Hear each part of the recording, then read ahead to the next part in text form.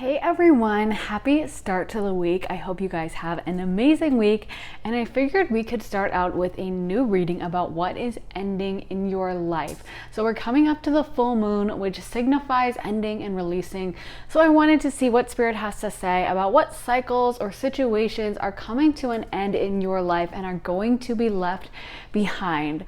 So hopefully one is already calling your name. If not, I will show you the crystals up close.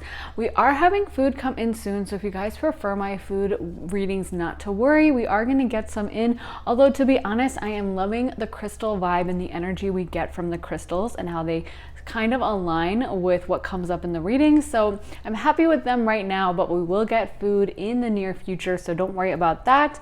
But today we are doing the crystals, and we are going to start from number 1, 2, 3, and 4, and I will show you guys up close what each of them look like. So number 1 is going to be blue calcite. It's a really beautiful stone, kind of a hard crystal, and it's super pretty. I love this one. So number 2 is going to be black kyanite. Love this one for protection reasons. It's such a great crystal for that, and really pretty. Like, I don't know the word for it, but you know, like the little lines in it. I love that. So number 4 is going to be brown calcite.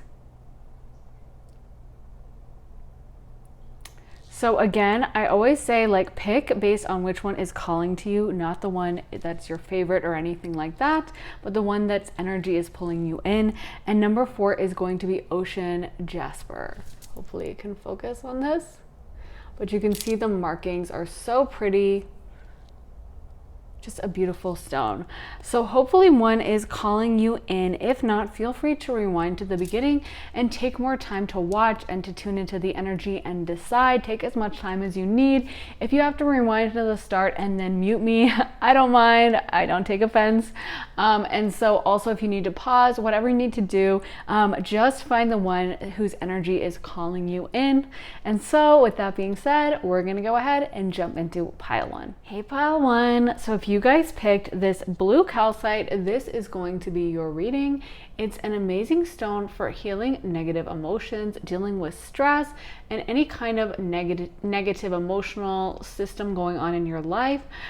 Coming into a place of feeling happier, more abundant, and all of that. So it's a great stone for this kind of reading. Let's go into the cards. You guys got healing, you got home reversed, beauty reversed, and career. So, I mean, I feel like these are like a lot of the major sectors of life being covered right now.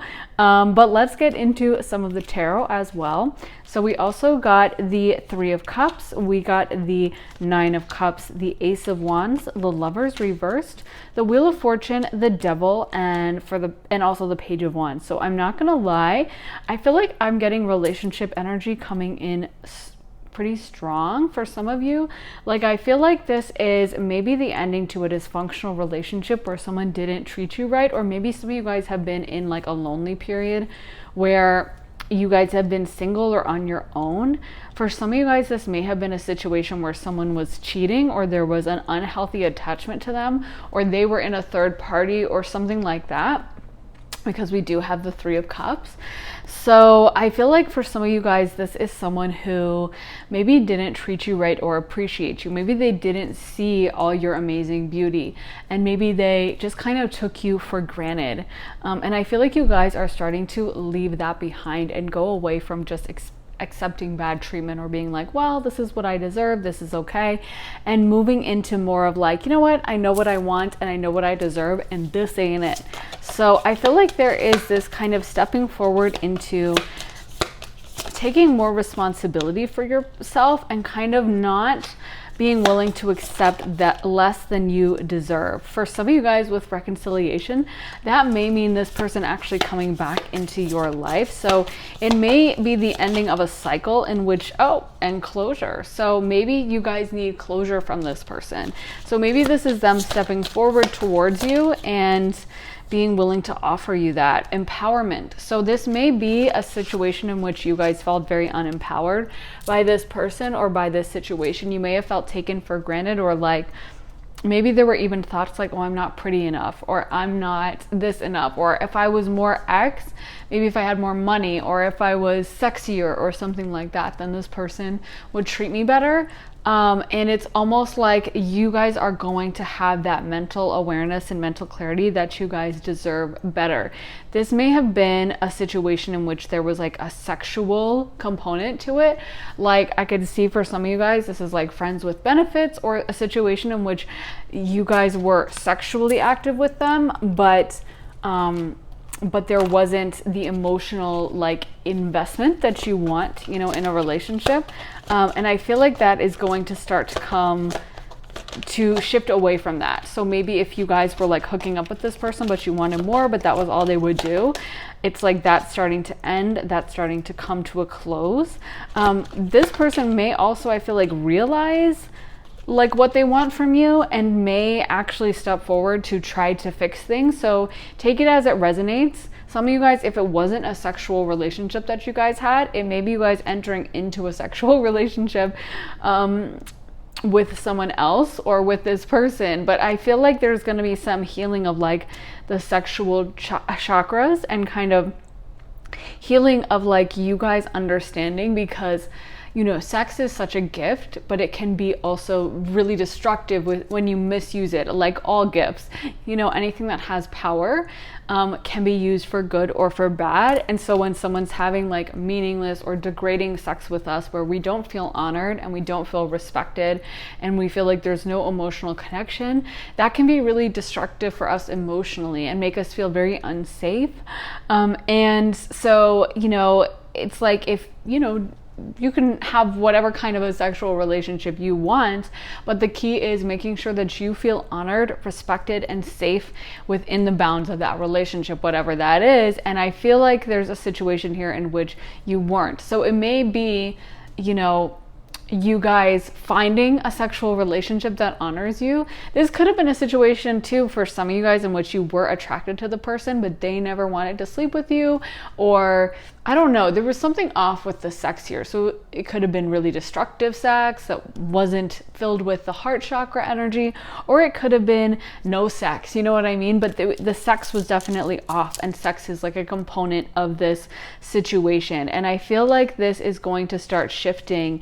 You guys are going to start feeling more victorious. So if you guys have been feeling like you were at a loss in this relationship, kind of like, oh my God, as I literally said, that is so weird. And see, you guys saw me shuffle base chakra, because as I said, this is going to be healing of those, of the lower chakras, so the base and maybe the sacral chakra as well. Wow, so we got patience twice. Oh my God, we got it 3 times. Patience and planning. Wow. So patience is a big message here. I feel like, honestly, I feel like Spirit is saying that you guys are going to end up like winning over this person. I don't know that this is an ending. Like, I don't know. This is like a petty reading that Spirit is giving.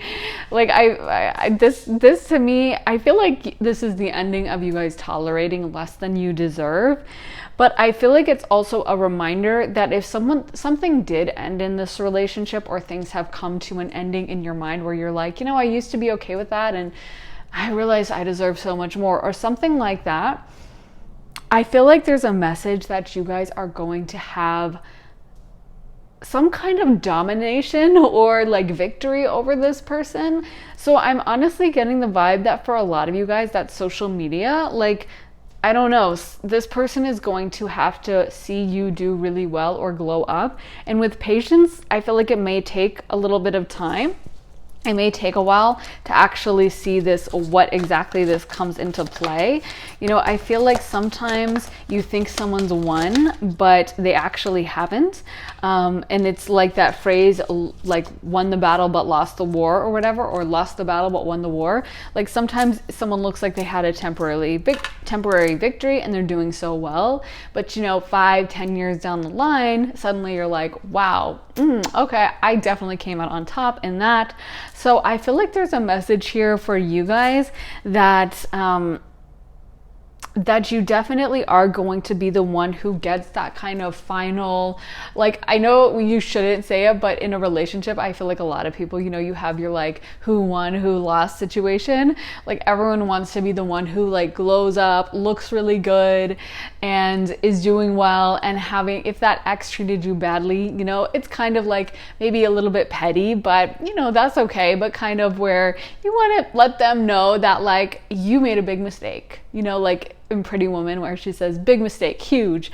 It's like that's what we want to tell these people, and I feel like you guys are going to have this moment. And so I feel like if this relationship is something you're leaving behind, Spirit is wanting you to know that you are going to have this person be aware of how well you do. So either that may be happening now, because again, with these general readings, it's like the template is the same, but everyone's at different points on the journey. So some people are just beginning on this, and like, you know, they're just at the very start, like road trip metaphor, they just pulled out of the driveway, they're just about to leave, or maybe they haven't even pulled out yet, they're still at home, you know, making like the peanut butter and jelly sandwiches and making sure they have all the luggage and stuff and locking all the doors.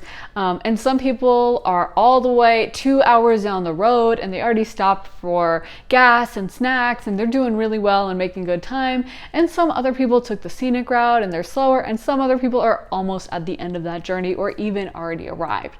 So, you know, take what resonates and think about, but I feel like for this is you guys, a message about you guys having closure with this romantic relationship, and also getting to a point where you guys feel very at peace with it, and where this person is going to have that realization of like, darn, I really messed this thing up. So let me get more cards for you guys.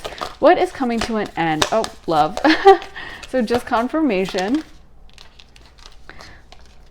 Solitude and flow. Maybe some of you guys have been in solitude and it's like spending too much time alone or feeling really lonely, and that's going to come to an end. I feel like there's a lot of people in this pile that have just not been treated well. Some of you guys may have Saturn or negative placements in your 7th house of relationships or your 5th house, or you may have Saturn aspecting Venus or something like that. Yeah, or Neptune. It could be Neptune like clouding your judgment or something. Or you might have a Saturn transit going through the 7th house, or Neptune transiting through the 7th house or 5th house. Something like that I feel like was happening in this situation, because I feel like you guys have had hardships relating to relationships. I'm feeling someone being really hurt. Like I'm feeling someone feeling their feelings are hurt. They don't feel good about themselves. It's almost like your self-esteem has been robbed. It's almost like you haven't been treated correctly, and you're starting to question yourself and be like, you know, did I do something wrong? Maybe this person lied to you with honesty reversed. I think that can be one of the most degrading things that happen, is when someone just lies to your face and you're like, do you really think like that I'm gonna believe this? You really have such a low opinion of me that you really think I'm gonna believe this total BS you're telling me? Like that's how I feel about it, where I'm like, oh my God, that's like actually insulting to me that you think that I'm gonna believe this total nonsense clownery that you're saying.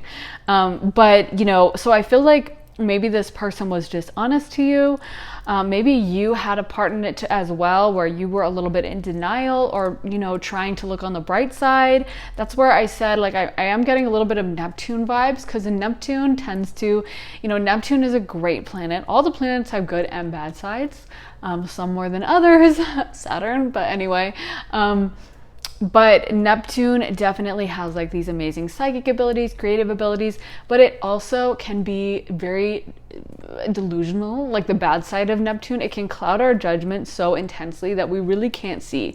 I always compare it to like looking through a fog, or trying to see in front of you. If you've ever driven through really intense fog and you can see 4 feet in front of you and you can't see the rest, and you can kind of get there, but it's really hard. So some of you guys may have had your judgment clouded. Like it may have been a Neptune Neptune transit or something where you just didn't want to see for some reason. Maybe you guys had dysfunctional family systems or whatever, but it's like you wanted to see the best in this person even though they didn't deserve it. And so instead of sticking to your guns and honestly listening to your intuition, you kind of gave this person the benefit of the doubt, and they ended up taking advantage of that. And I feel like what is ending, so we got why. I feel like you guys are asking why and you don't understand why this happened. And there's a lot of like self-blame going on, or a lot of feelings of loss, feeling abandoned, feeling like you guys, you know, I'm hearing the line to Taylor Swift's Call It What You Want, which is always the song I get when someone's feeling really like they took a major L, because that song's kind of about that. But the great thing about it is it has a happy ending where she talks about falling in love. But, you know, she sings in it, I took a knife to a gunfight, they took the crown, but that's all right. And she just sounds so defeated, I think, in that song. If you guys know which song, you know, Call It What You Want by Taylor Swift, it's such a great song for when you feel like really down about some situation that you feel screwed over in, or you feel like it was so unfair. And I feel like that's what you guys feel like, is this was just so unfair, and I feel so degraded, and I feel so treated badly. For some of you guys, it may not even be romantic, although that's coming through pretty strong, but it may also be, you know, it could be a family situation, friend situation, work situation as well. But it's like you feel really degraded and like you were just treated really, really, really badly. And so I feel like, yeah, I feel like this is going to be starting to end this cycle. I feel like you guys are going to have this glow up happening soon. And like, I don't want to like make fun of it or anything, or sound like I'm, you know, teasing you guys or anything like that. But I'm feeling like the poor me kind of feeling of like, oh, I feel so awful, I was treated so bad. That is about to end. Like that, you guys are going to just start glowing up so much that you're like, poor me, lucky me, oh my God, my life is freaking awesome. You know, you guys are going to be in such a happy place that you're going to look back and be like, oh yeah, I remember when I was so upset about that total loser. Like, I can't believe it, because look at my life now and look at their life now. So I feel like this is an ending to a cycle, and maybe this was something that happened on purpose because you guys needed to learn not to let people treat you badly. It may have been something where you guys have tolerated this kind of behavior from friends or romantic relationships in the past, and that spirit wanted to like turn up the heat and really make you learn this lesson and really make you realize that you guys have been tolerating bad behavior and you deserve a lot better. And so that may be why this situation was allowed to take place and was allowed to happen. And I feel like this is going to start shifting and coming to, you know, an end. This is going to be you guys stepping into an empowered energy where you don't question yourself and you don't second guess. And when you see a red flag, you actually listen. When someone lies to you the first time, you listen. I'm hearing that quote from Maya Angelou: when someone shows you who they are, believe them the first time. So yeah, so you're gaining a lot of strength from this situation. And with DNA karma, I feel like this is a karmic situation. Purification. Yeah, this is like you guys needed to learn this lesson to stop doing this, because I feel like this is not the first time this happened. I think this was the most extreme time it happened, and you guys are probably more hurt this time than you ever have been in the past. But I'm also feeling like situations like this did happen in the past. Like, I don't feel like this just happened out of the blue and everyone was like, what? This is so out of character. You never tolerate bad behavior. Like, I feel like there are other situations in your life, to be honest.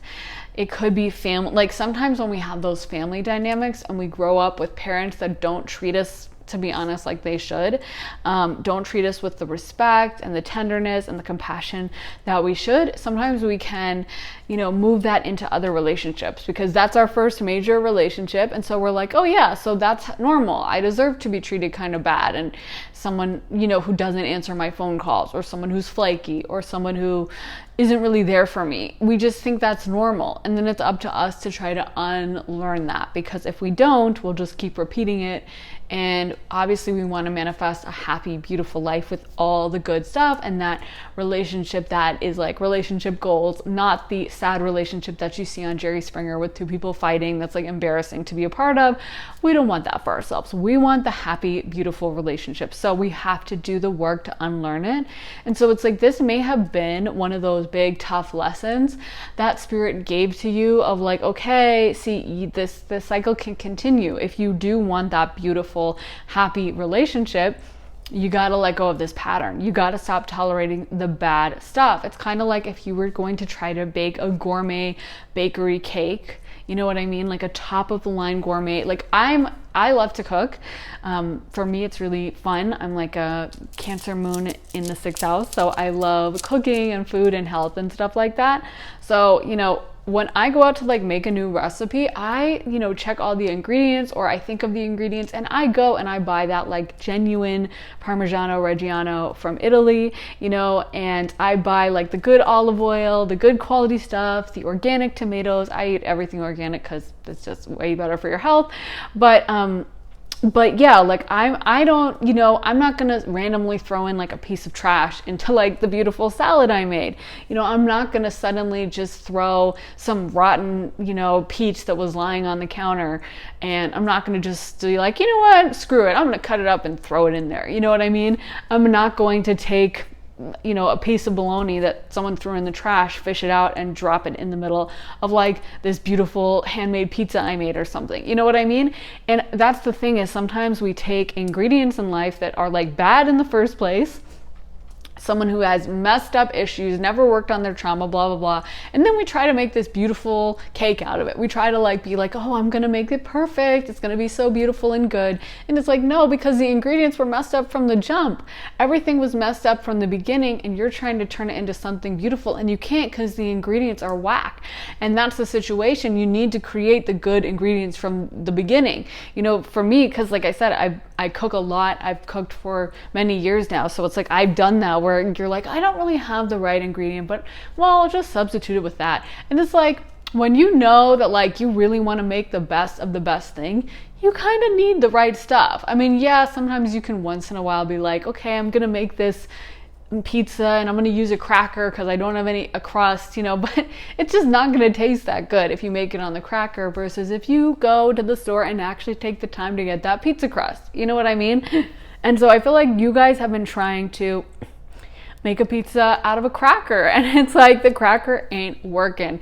Throw out the cracker and start again with the good stuff. So I feel like you guys just needed this lesson, because you guys have not been treated well in this situation or in romantic situations, and you need to learn to lean into your own power and to learn how special you guys are, and that you don't need to be competing for anyone's attention or trying to get anyone's approval, that you guys actually have all the power yourself. And you guys deserve to have someone who recognizes how special you are and doesn't kind of fool around with it. Or, sorry, I'm trying to adjust this light because it got super dark. But yeah, you guys need to find someone who really does recognize the beauty in you, not someone who's selfish or has their own issues or can't get their ish together. You need to find someone who does. And this, again, may be a karmic situation. It may be a hard lesson to learn. Some of you guys may have a North Node in the 7th house where you're supposed to master relationships in this lifetime. And it may be something that, you know, was trouble for you in different lifetimes, or where you tolerated bad behavior in other lifetimes, or you felt very alone in other lifetimes, something like that. And so it's like, this is about you learning to realize what you deserve and taking away the bad stuff in your life. As I always say, I love it when the trash takes itself out. You know, and by that I mean, and I know it's kind of harsh, but I love it when someone who's like nasty or mean, or, you know, I always got weird vibes from them, really shows themselves and screws me over. As maddening as that is in the situation, and as much as you want to scream and be like, how could you do this? I always remind myself that like, oh, the trash took itself out. Great, perfect, easy for me, because I might have stayed in that relationship continuing to tolerate the BS, and now the trash is out on the curb where it belongs and out of my life. So fantastic. One last chore for me to do.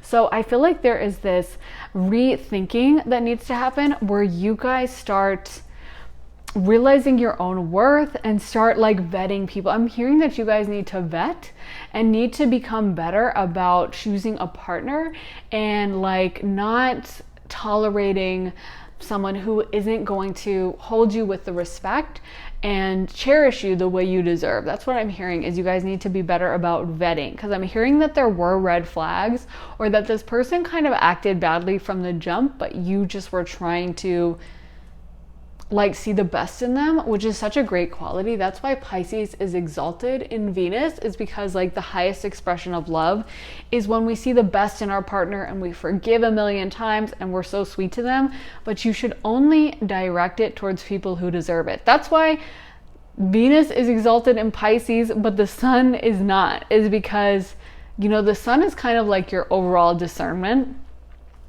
And that's exalted in Leo. And Leo is the number one sign that like thinks of itself as the king and the queen and will never tolerate the BS and the bad behavior. And that's how we have to be. So, you know, exalted placements would be like, I don't think this could happen because of the transit, but would be like Leo sun, Pisces, Venus, because yeah, that would be two exaltations. Because if you can have the discernment to sort out the trash and know that you deserve the best, but then when the right person comes, treat them with kindness and compassion, that's the major key. That's what you should go after. Not finding some like total loser and giving them kindness and compassion when they treat you badly over and over and over, and you end up feeling degraded and you end up feeling really bad about yourself. That's not how we should do it. We should be compassionate and forgiving to our partner, but only when they are treating us with honor, kindness, reverence, and all the stuff that we deserve from a relationship. So I feel like this is you guys beginning to end this cycle. We did get healing as your card, and so I feel like this is healing your opinion of yourself. This is healing your idea of what you deserve in relationships. Maybe you guys came from a divorced family or had chaotic parents who had lots of fights or something like that. But I feel like you guys are going to start really ending that cycle of tolerating the BS and moving into a situation where you guys know you deserve the best, you expect the best, and you don't tolerate the BS. So yeah, this may involve new love coming into your life. This may involve you guys having this kind of sexual relationship that you always wanted to come in. I feel like you guys are going to have to work on yourself a little bit. But like I said, I see an overall glow up for you guys where this person, whoever they are, is going to have to see you succeed, is going to be very aware. Like, it's not going to be like you glow up in secret and no one knows and you're just kind of living your best life, but like in private. Like, this person is going to have to see you do really well and is going to be aware of what a total mistake they made. But that's down the road, so don't focus on that right now. This is all about you guys focusing on yourselves, leaning into queen energy or king energy, and realizing how much you deserve, and realizing that tolerating the BS is not the way forward. It's not going to suddenly work itself out. And this is what I've had to learn, because I am a Pisces, so I can be that delusional person who is like, I'm going to give them one more shot. I know they screwed me over 80 times, but maybe this time they won't stab me in the back. And it's like, I really learned that I'm just not going to do it again, because you know what? The thing is, most people, they don't change, and that's fine. But changing is actually really hard. It takes a total energetic shift. And so most people just aren't willing to do that work. So for the most part, you can bet that if someone's acting in a janky, dishonest way, they're going to be janky and dishonest 2 weeks down the road, 2 months down the road, 2 years, 20 years. Like, this is how it is. So it's not to say that we're totally closed off, but we start to block ourselves from the negative experiences in life. So I see you guys ending this cycle of kind of, not to be harsh, but like being a doormat a little bit, or tolerating bad behavior, and moving into realizing your own power and realizing that you guys truly do deserve the best. Oh my God, it's so dark. Okay, wait, let me turn on the light. Hold on. Okay guys, so I got some lighting on. This is my new setup, so it took a minute to adjust. But yeah, this is just all about you guys realizing how much you deserve, and that you don't deserve, you know, the BS. You don't deserve someone treating you badly. And maybe you guys getting closure and, you know, really getting some emotional, like, perspective on this. Like, it may have been a situation where I feel like some of you guys have been told stuff about like, we should always forgive, and you know, you should never be angry at someone or something like that. You know, sometimes people will give us these talks where they, you know, tell us that we always should have a certain person in our life, or we should never be mad or something like that. And I feel like that can be so destructive when we have those kinds of lessons coming from people, because it actually really is an important part of spiritual growth, is learning to have people removed from your life and learning how to, you know, accept the best, because it's actually hard to manifest when we have people around who treat us really badly or don't see our beauty. So we got expect powerful change, a fiery climax approaches, and prosperity lies ahead, and you're very close to achieving your goal. So I do feel like Spirit just wants you to know that you guys are going to have, oh, and we got step out of your comfort zone with the North Node. And I mentioned the North Node because I do feel like this is like a destiny lesson for you guys, where you guys are supposed to learn this lesson of, you know, expecting the best and not tolerating really bad behavior, and not tolerating people treating you badly or looking down on you or treating you with disdain or not making time for you. This is about you realizing how much you deserve, and that you guys really are special, and that if someone isn't treating you as such, then they don't deserve to be in your life. So this is hopefully a lesson you guys are going to really master. And then I feel like the sky is the limit in terms of prosperity, in terms of abundance. And like I said, some of these people who treated you badly are actually going to have to watch it happen. They're going to have to see it go down, maybe on your social media or maybe something like that. But it's like they are going to be made aware of how successful you guys do become. And I feel like a big part of this lesson is learning that you're not going to tolerate the dysfunction, the bad behavior, the weird stuff anymore. And now you deserve the best. And like I was saying with that metaphor earlier about when you bake a cake, you know, you use the top of the line ingredients. I'm not really a baker, but I know that when you're going to make a good cake, you know, most of the time, if you want to go over the top, I love bake mix, like cake mix from the store. But if you're going to really go over the top with like a bake that could win, you know, the Great British Bake Off or something, you're going to get that flour that's like probably the organic top of the line flour, and the like Madagascar vanilla, and the fresh whipped cream that you might whip by hand. You know what I mean? And the like farm fresh eggs. You are not going to use the trashy ingredients. You're not going to stick a bunch of like rancid olive juice in there and just try to make a cake with nasty stuff. So that's the same thing, is like, I feel like you guys are so capable. You guys are really good at manifesting and doing stuff, but you keep trying to involve these like trashy people in your manifestations that have so much trauma that they never worked through, and have never really fully seen the beauty in you, or never really fully appreciated how much you bring to the picture. So it's time to leave that behind, throw away that old nasty rotten cake, and make a new one with the good ingredients, with the good, helpful, high vibrational people that will want to see you succeed and will be cheering you on, and will bring everything to the relationship that you have brought, and will see the beauty in you and how incredibly special you guys are, and never take you for granted, and never make you feel less than, or never make you feel like you're not beautiful, special, and amazing. So that's what you guys deserve. And I feel like Spirit is ending this cycle of you guys tolerating it, of you guys, you know, thinking that you deserve less, and making you guys realize what a special gem you guys are, and that you need someone who is going to recognize you and remind you of that, not try to make you feel less than, but actually make you, gas you up, make you feel even better, make you proud of yourself and feel good and high vibrational, and feel like, ooh, I am so special, I look so good, I'm awesome. And that's exactly how you should feel. And when we're in that high vibrational state, everything else aligns. So yeah, I'm excited for this for you guys. I feel like this is a really special step forward for you guys. And we did also get fate reverse. So if you guys are thinking, some of you guys, about like, but this was my soulmate, or oh my god, but like I'm supposed to be with that person, or well, this is a family member, I can't cut them off, like it's supposed to be like that. It's like, no, it's definitely not.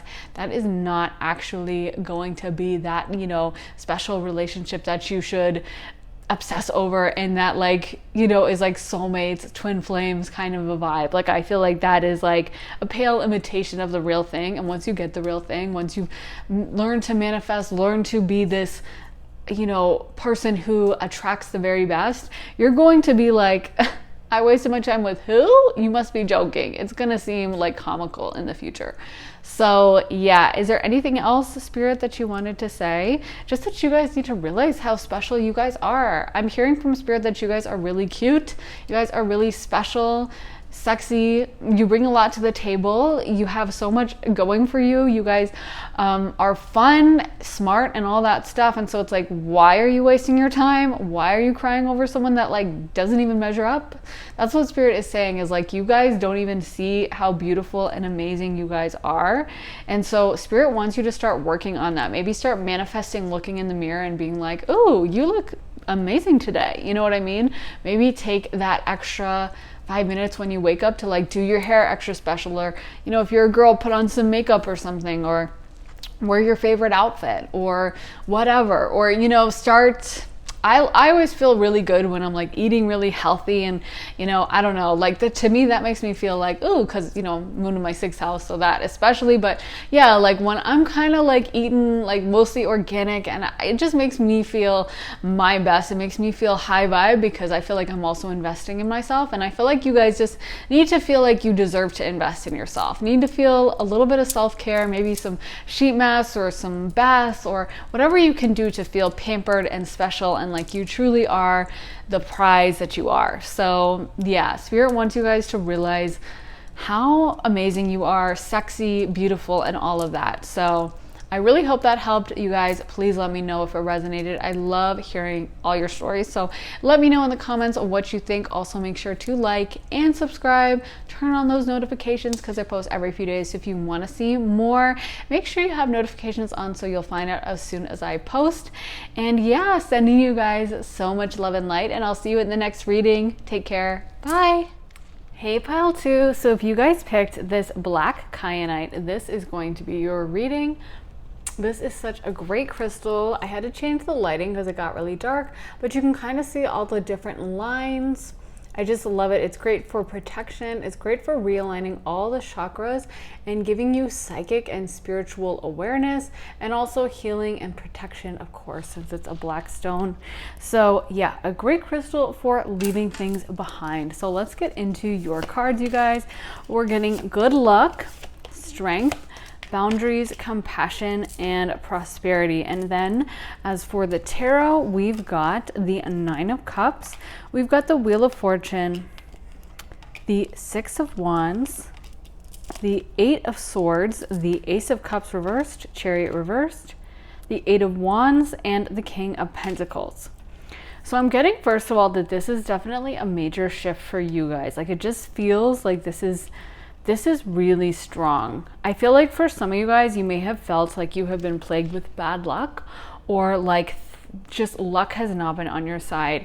And we have the 2 cards that have to do with that, one on top of the other. So we got good luck, and then we also got the Wheel of Fortune. So to me, this says that you guys are going to start coming into more luck. I feel like for some of you guys, you felt like things were not moving forward with the Chariot reversed. It was just like, it just felt like almost like your life was blocked. Also, like with the Ace of Cups reversed, it may have felt like emotionally things were totally distorted. Like, it may have felt like you were going through just a really difficult time. Like, nothing's moving forward. My emotions are all over the place, or I'm feeling really horrible. I feel really down. I feel really sad. And just like one of those overall life slumps. And that's kind of the point of the Wheel of Fortune, is it is a wheel. So it's always shifting. So the good thing is, when things are going really bad, we can be assured that things are going to turn around, and the wheel is going to shift, and we're going to be on top sooner or later. Kind of like when you're at the bottom of the Ferris wheel, and you know that, you know, it may take a couple minutes, but you're gonna be up there on the top sooner or later. And so it's like, you guys, I feel, are starting to rotate onto the top of that wheel and going into a place of blessings, and not feeling like things are just not working out for you anymore. Let me get some cards from this deck. Spirit, can you tell us what is going to be ending in pile 2's life with the black kyanite? What is going to be ending in pile 2's life with the black kyanite? What cycles are coming to an end in pile 2's life? So we got poised, community, loyal heart, and truth be told. So I feel like for some of you guys, this may have been a difficult situation with like a community or maybe like family, friend group kind of a thing. It may have been something where you guys have been with people who don't really treat you very well. And you know, pile one kind of got that, but it was more romantic. I feel like for you guys, this is more like a group, like family or friendship group or something, but I feel like this is not necessarily romantic, but more along the lines of like multiple people kind of disrespecting you or something, maybe work as well. And maybe it had a lot of chaos and conflict. It may have been something where your compassion and your empathy was taken advantage of, and you guys, I feel like, were almost like an emotional punching bag for some people. Like people just didn't treat you with the respect you deserve. There may have been even someone who was like a male who was like controlling with money or something like that. I feel like you guys are very loyal, sweet people, very compassionate. And so it's almost like these people took advantage of that, or there may have even, I'm getting like jealousy or envy. And so, yeah, it's almost like they see you as being on top of a pedestal or as being like better than them, and they're jealous or resentful. You may be someone with this 6 of Wands who gets a lot of attention, and it may be something where they were feeling really jealous of the amount of like attention you get from others or the amount of potential you guys have. And I feel like in a way, you guys like subconsciously blocked your blessings because you guys were trying to appease these people. So you kind of didn't lean into your full power because you were like trying to make these people like feel better, but you had to reduce yourself and hold yourself back to fit in with them. And I feel like that is coming to an end for you guys. I am hearing that like with this full moon, this is like a major change for you guys. Like maybe some of you guys have been around family structures where there was a narcissism or just really bad behavior tolerated, or there were favorites played. Maybe you guys were the scapegoat of your family or something, and it was one of those things where like you couldn't do anything right. And I feel like that is going to come to an end, and you guys are starting, it's not that these people, I feel like these people wouldn't leave you behind, because I'm getting that these people would have kept doing this forever. Like they're actually very happy with how this situation is. You might be like, how could they be happy with it? Because we're constantly arguing. But no, they like that. They want to keep you down as like beneath them or under them. They want to keep you reduced and not fully in your power. So this is working quite well for them. They're not upset with it at all. They're actually happy, and they want to cause you this mental conflict, and they want to have you upset and kind of feeling run down. You know, it's funny because so much of manifestation is about getting yourself into like a happy emotional place and keeping yourself in like a high vibe. And so if you are around people, even if you only, call home once a week, but that once a week is that person just completely putting you through the ringer and being like, I can't believe you did this, blah, blah, and you leave feeling so defeated and so awful, that is definitely going to mess up your manifestations. Because what Spirit is telling me is that you guys have so much prosperity and power. You guys have so much ability to manifest. So this is where I think you guys are different from pile one. Pile one was all about, pile one's kind of at the beginning of their journey. If you guys felt drawn to both, then definitely listen to both. But I feel that you are different from pile one in the kind of relationship, first of all, but second of all, in the process, like the position of the point in the journey. You guys have always, you guys are already aware to a certain extent of your worth and your value, and that you guys do bring a lot to the table. I don't feel like you guys manifested this bad treatment or you guys brought it into your life or anything. I feel like a lot of you guys were born into this, or just like, it's not like it was a relationship where there was a ton of red flags or something. It's like you guys were just kind of foisted into this situation, and it's like you didn't have as much of a part to play. It's not like you guys were actively manifesting this bad behavior, but you just kind of got stuck in it. You know what I mean? And so I don't think you guys need to learn the same lessons pile 1 does about avoiding those red flags, realizing your worth, and not tolerating the bad stuff. I feel like you guys are already there, but you guys have just been stuck. It's almost like you can't move forward. You knew that what you wanted to do, you knew the kind of stuff you wanted to manifest, but things were just at a standstill and you were just stuck and there was like nothing to do about it. And now I feel that this is going to start being removed. The blockages are being removed and you guys are going to be able to be on this path to achieving great success. Let me get some more cards for you guys. Yeah. Okay, so we got solitude. So yeah, I feel like they want you to know that it's okay for you guys to be alone. Some of you guys may be panicking or freaking out about like, oh my God, I can't be away from these people. Like maybe some of you guys, again, there may have been financial dependence for some of you, or you just, it's like, I don't want to cut off these people. I've known them forever or something. And so there's like this panic and this not wanting to leave it behind, but it's like, I feel like you guys just need to at this point. Can we get more cards? What is pile 2 with the black kyanite? What is pile 2 leaving behind? What is pile 2 leaving behind?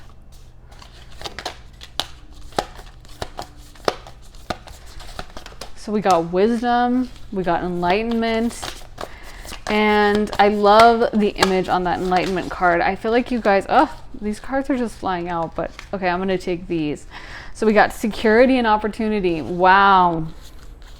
And the cards that, you know, since those resonated so much, I'm going to use those other 2. So those were standstill and community, which is exactly what I was saying. So we used all those cards that flew out in the end, even though I usually hate to use when they fly out in like 5. I'm like, oh, this can't all be accurate, but sometimes they really are. So, wow, so that is so true. But that's what I was saying, is this is like a community. This is like a group that you guys are leaving behind. And I feel like in a way, you guys have felt like dependent on these people somehow, maybe emotionally, maybe financially, but it's like you guys have been meshed in with them, you know what I mean? And unable to leave. There's almost like codependent vibes or something. Like it's like you guys couldn't leave this behind. You felt like you had to stay in this for whatever reason.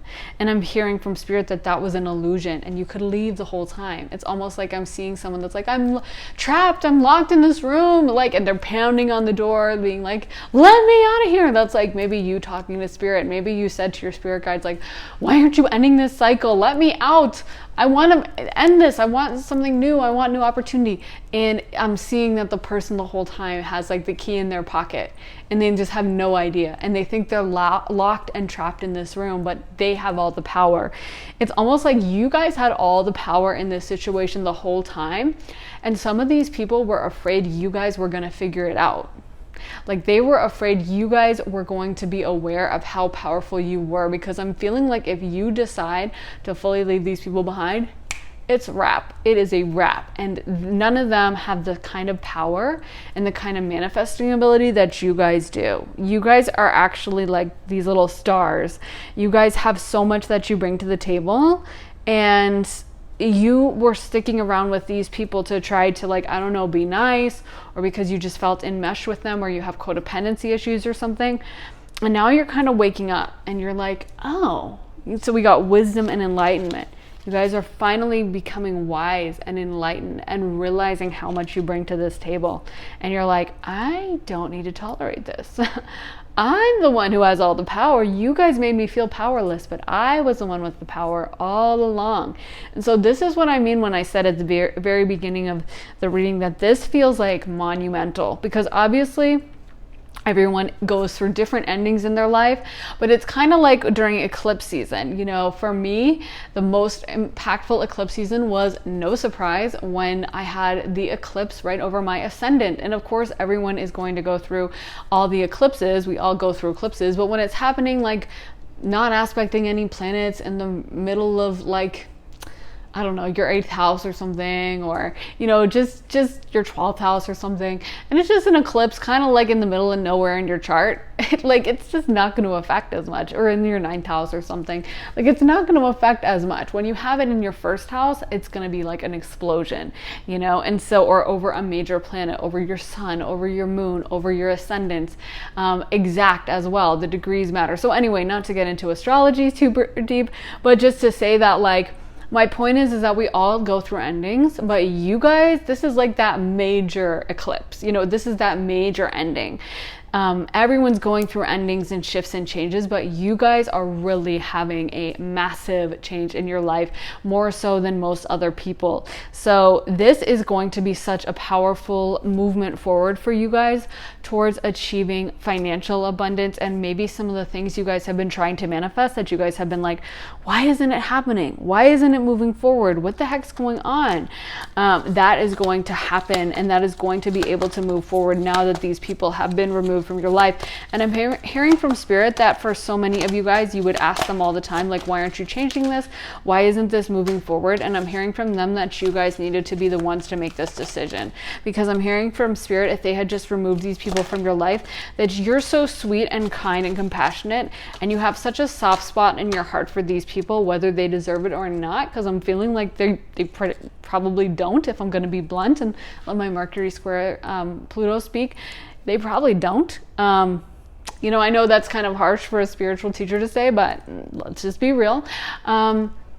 I feel like you guys are so compassionate that you guys would have continued to let this cycle go on and on. And if you guys, especially because you guys may be achieving a lot of prosperity and a lot of wealth and a lot of abundance, that when that happens, if they were to contact you and say, like, I need money, I'm blah, blah, blah, I have no money or something, you are so compassionate that no matter what they've done to you, you'd be like, okay, I'll send you $10,000 or something. You know what I mean? You guys are that sweet, sweet soul, but they have taken advantage of it.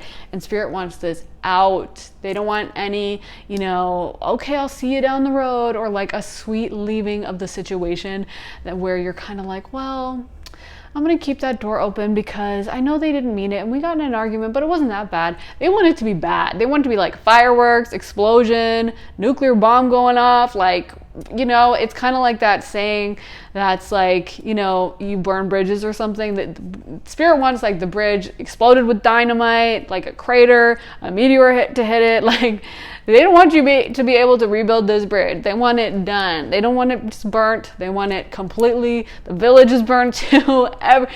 Everything's gone. They don't want any coming back to this situation because it is toxic for you guys. So we got Hawk Prince, spirit communication, paying attention. The Phoenix, resurrection, surrender to change. Oh my God, I love that for you guys. The Dreamwalker, dreams, the collective good, illusions, and the Lady of the Mirror, reflection, non-judgment. This is so important for you guys. Resurrection is such a great word because honestly, like I said, this is going to be a big change for you guys. And honestly, it may feel a bit like a crucifixion, not to be dramatic or sacrilegious or anything, because obviously, you know, I'm a Christian and stuff, so I'm not trying to say anything, but this is a big change. And I feel like you guys feel like this is really difficult. So this is going to be, it's not going to be an easy change. Like, we're not talking about what ending is happening in your life. Well, you're going to have a new job and maybe a new daily routine, and you're going to have to wake up 10 minutes earlier. This is not that kind of a change. This is like the big kahuna, difficult, hard, tough. And so when we have these huge monumental changes, they can be really hard in the moment, but they always pay off so much. And I feel like this is going to be so amazing for you guys in the long term. This is going to be such an amazing change. I'm so happy for you guys that you guys are clearing these people out of your life because they really don't deserve to be in your life. I really feel like I'm getting a vibe of envy and jealousy and resentment. And I feel like you guys are so sweet and so loving and so kind that you're not even aware of how toxic a lot of these people are, and that they really do have it out for you in a bad way.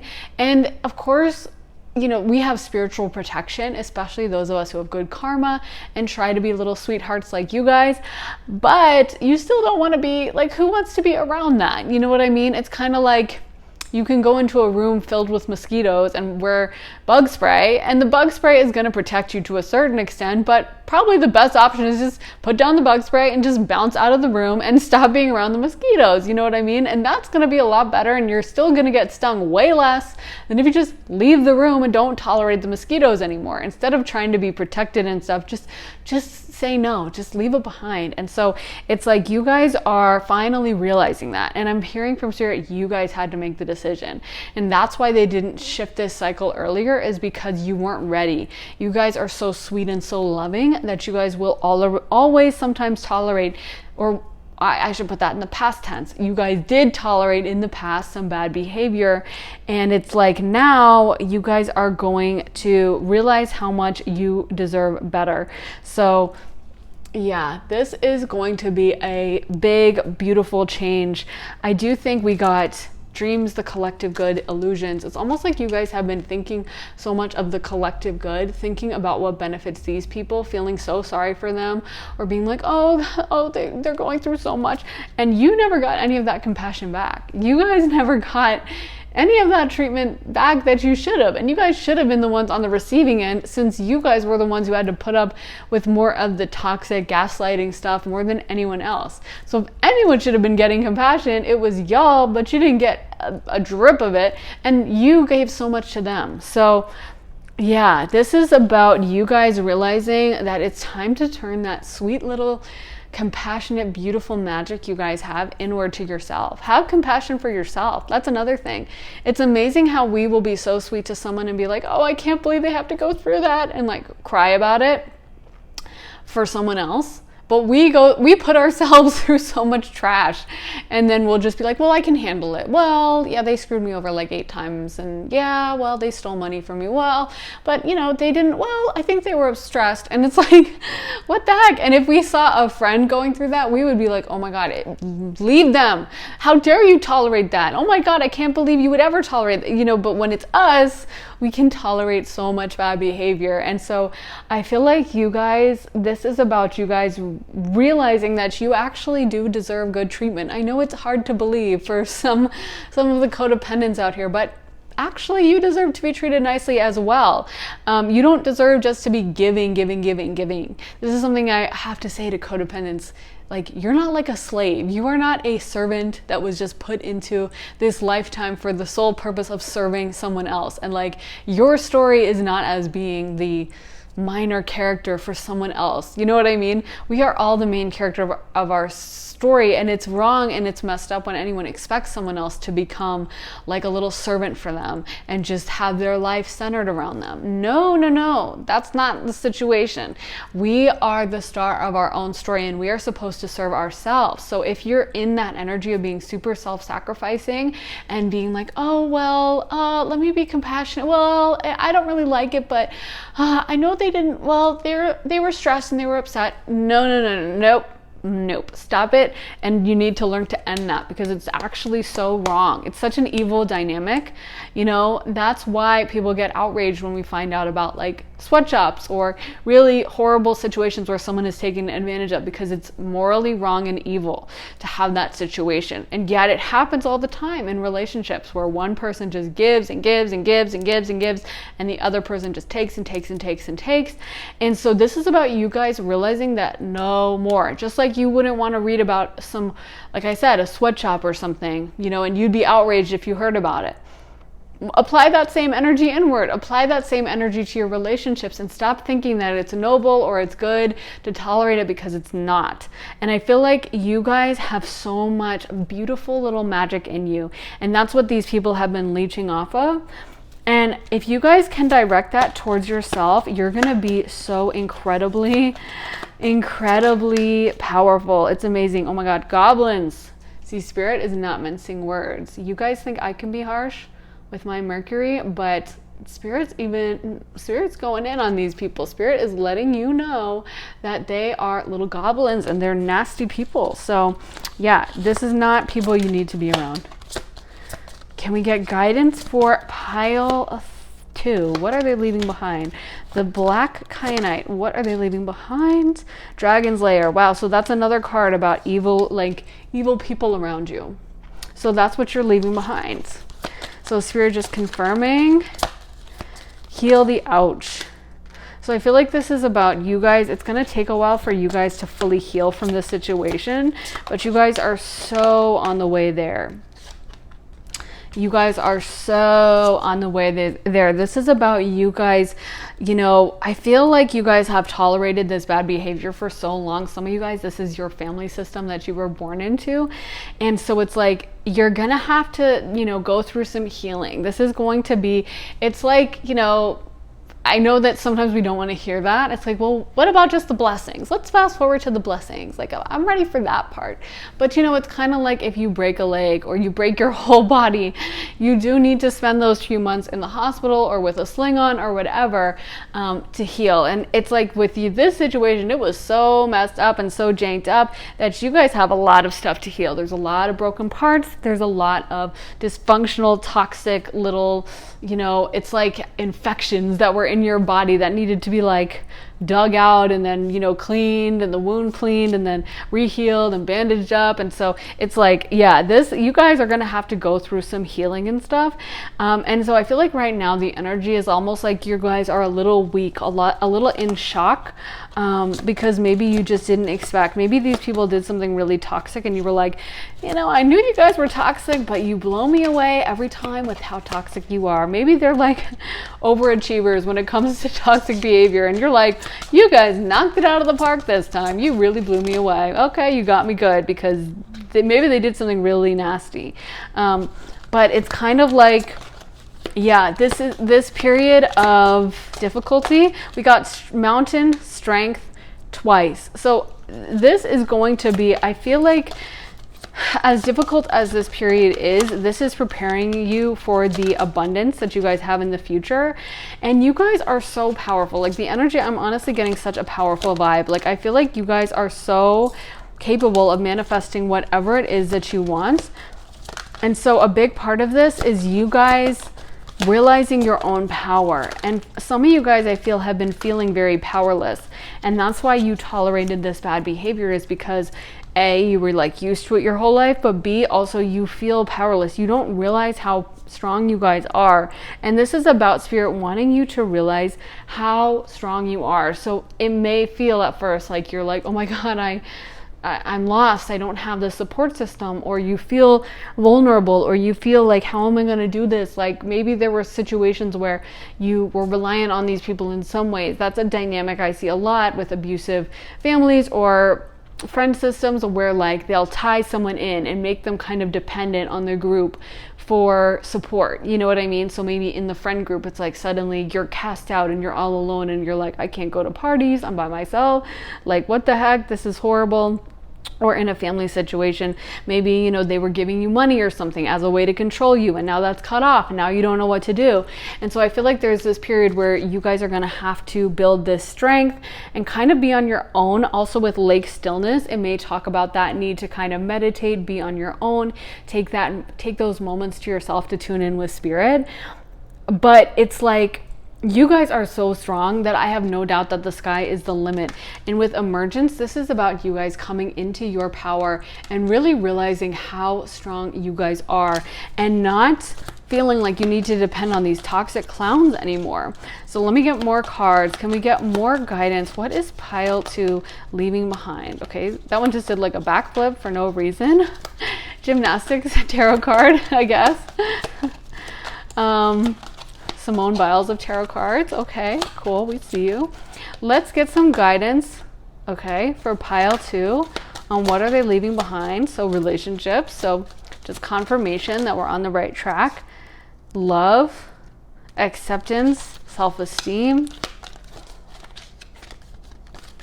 What is pile 2 leaving behind? One more card, Spirit. Health. Health reverse. So this may have been actually taking a toll on your health and stuff. You may not have realized how much of a huge, effect this had on your health. I feel like maybe you guys had elevated stress, cortisol levels and stuff. And it's like, this may have really been having an effect on you. You may have had trouble sleeping, or just feeling stressed, on edge all the time. And so again, this is where like the healing comes in. I feel like now this is like, you guys are going to have this period of respite. It's almost like, okay, just chill, just be in bed for a little while, just like take a breath, because you guys may not realize how much of a toll it took on you guys. With the death, I do feel like, and I love the reading on it, it says, I am learning that endings are merely beginnings. So this is a new beginning to you guys.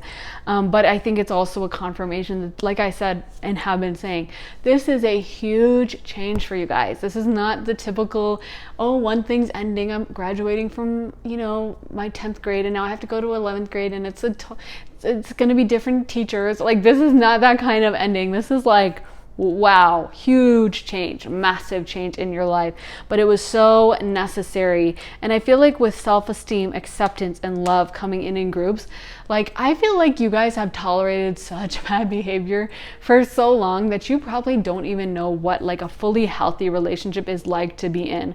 Like, it's like you guys have had to tolerate just utter and pure trash and filth behavior from people. And so it's like, you probably wouldn't even know what to do if someone was like genuinely kind and sweet and nice to you. You'd be like, what the heck are you doing? And so I feel like that is going to be something that starts coming in, and it's almost like room is being made for those kinds of relationships of people who will truly treat you well and treat you with kindness. That's really resonating with me for you guys. Like, I feel like part of this is you guys realizing what you deserve in relationships and just welcoming that in. It may have been something, I'm going to put that back since like 8 flew out.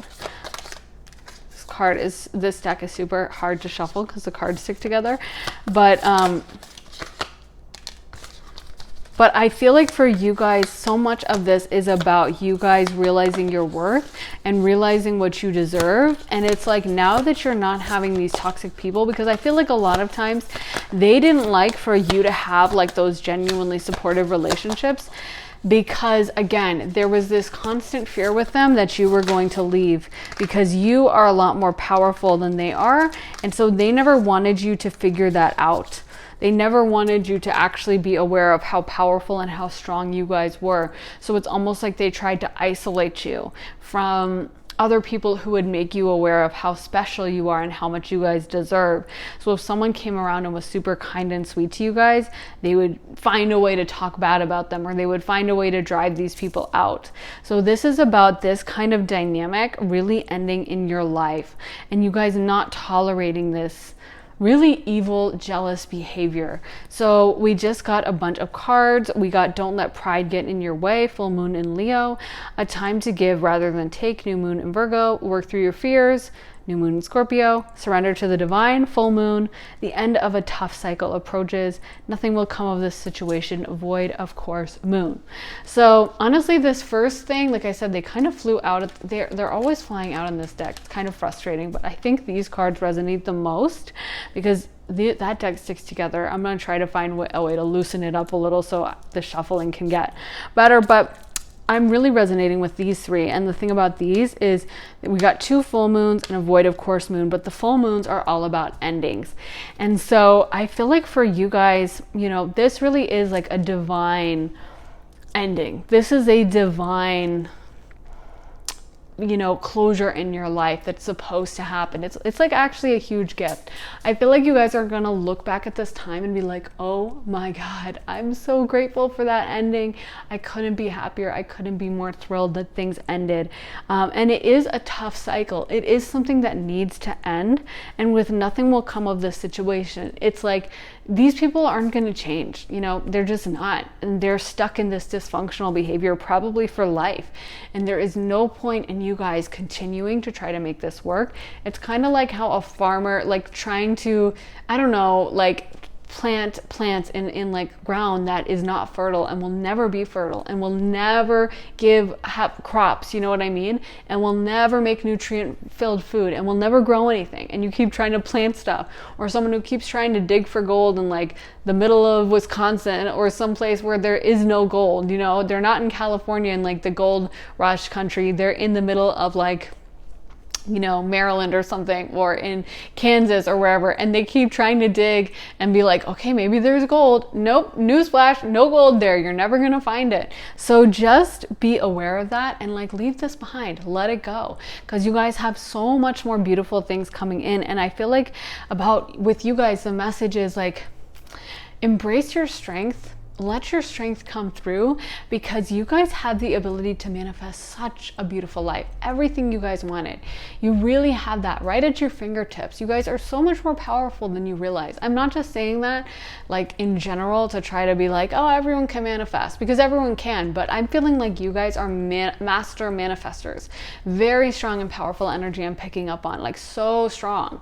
And again, I think this is why these people were so nasty to you, is because they didn't want you to realize the extent of your power. So it's like, now that you guys don't have these people in your life, you're going to fully grasp hold of your power, and the sky is the limit. And I'm also hearing for some of you guys, if you're worried about these people coming back in your life, or maybe they have, you know, this kind of thing has happened before, but they always kind of push their way back in.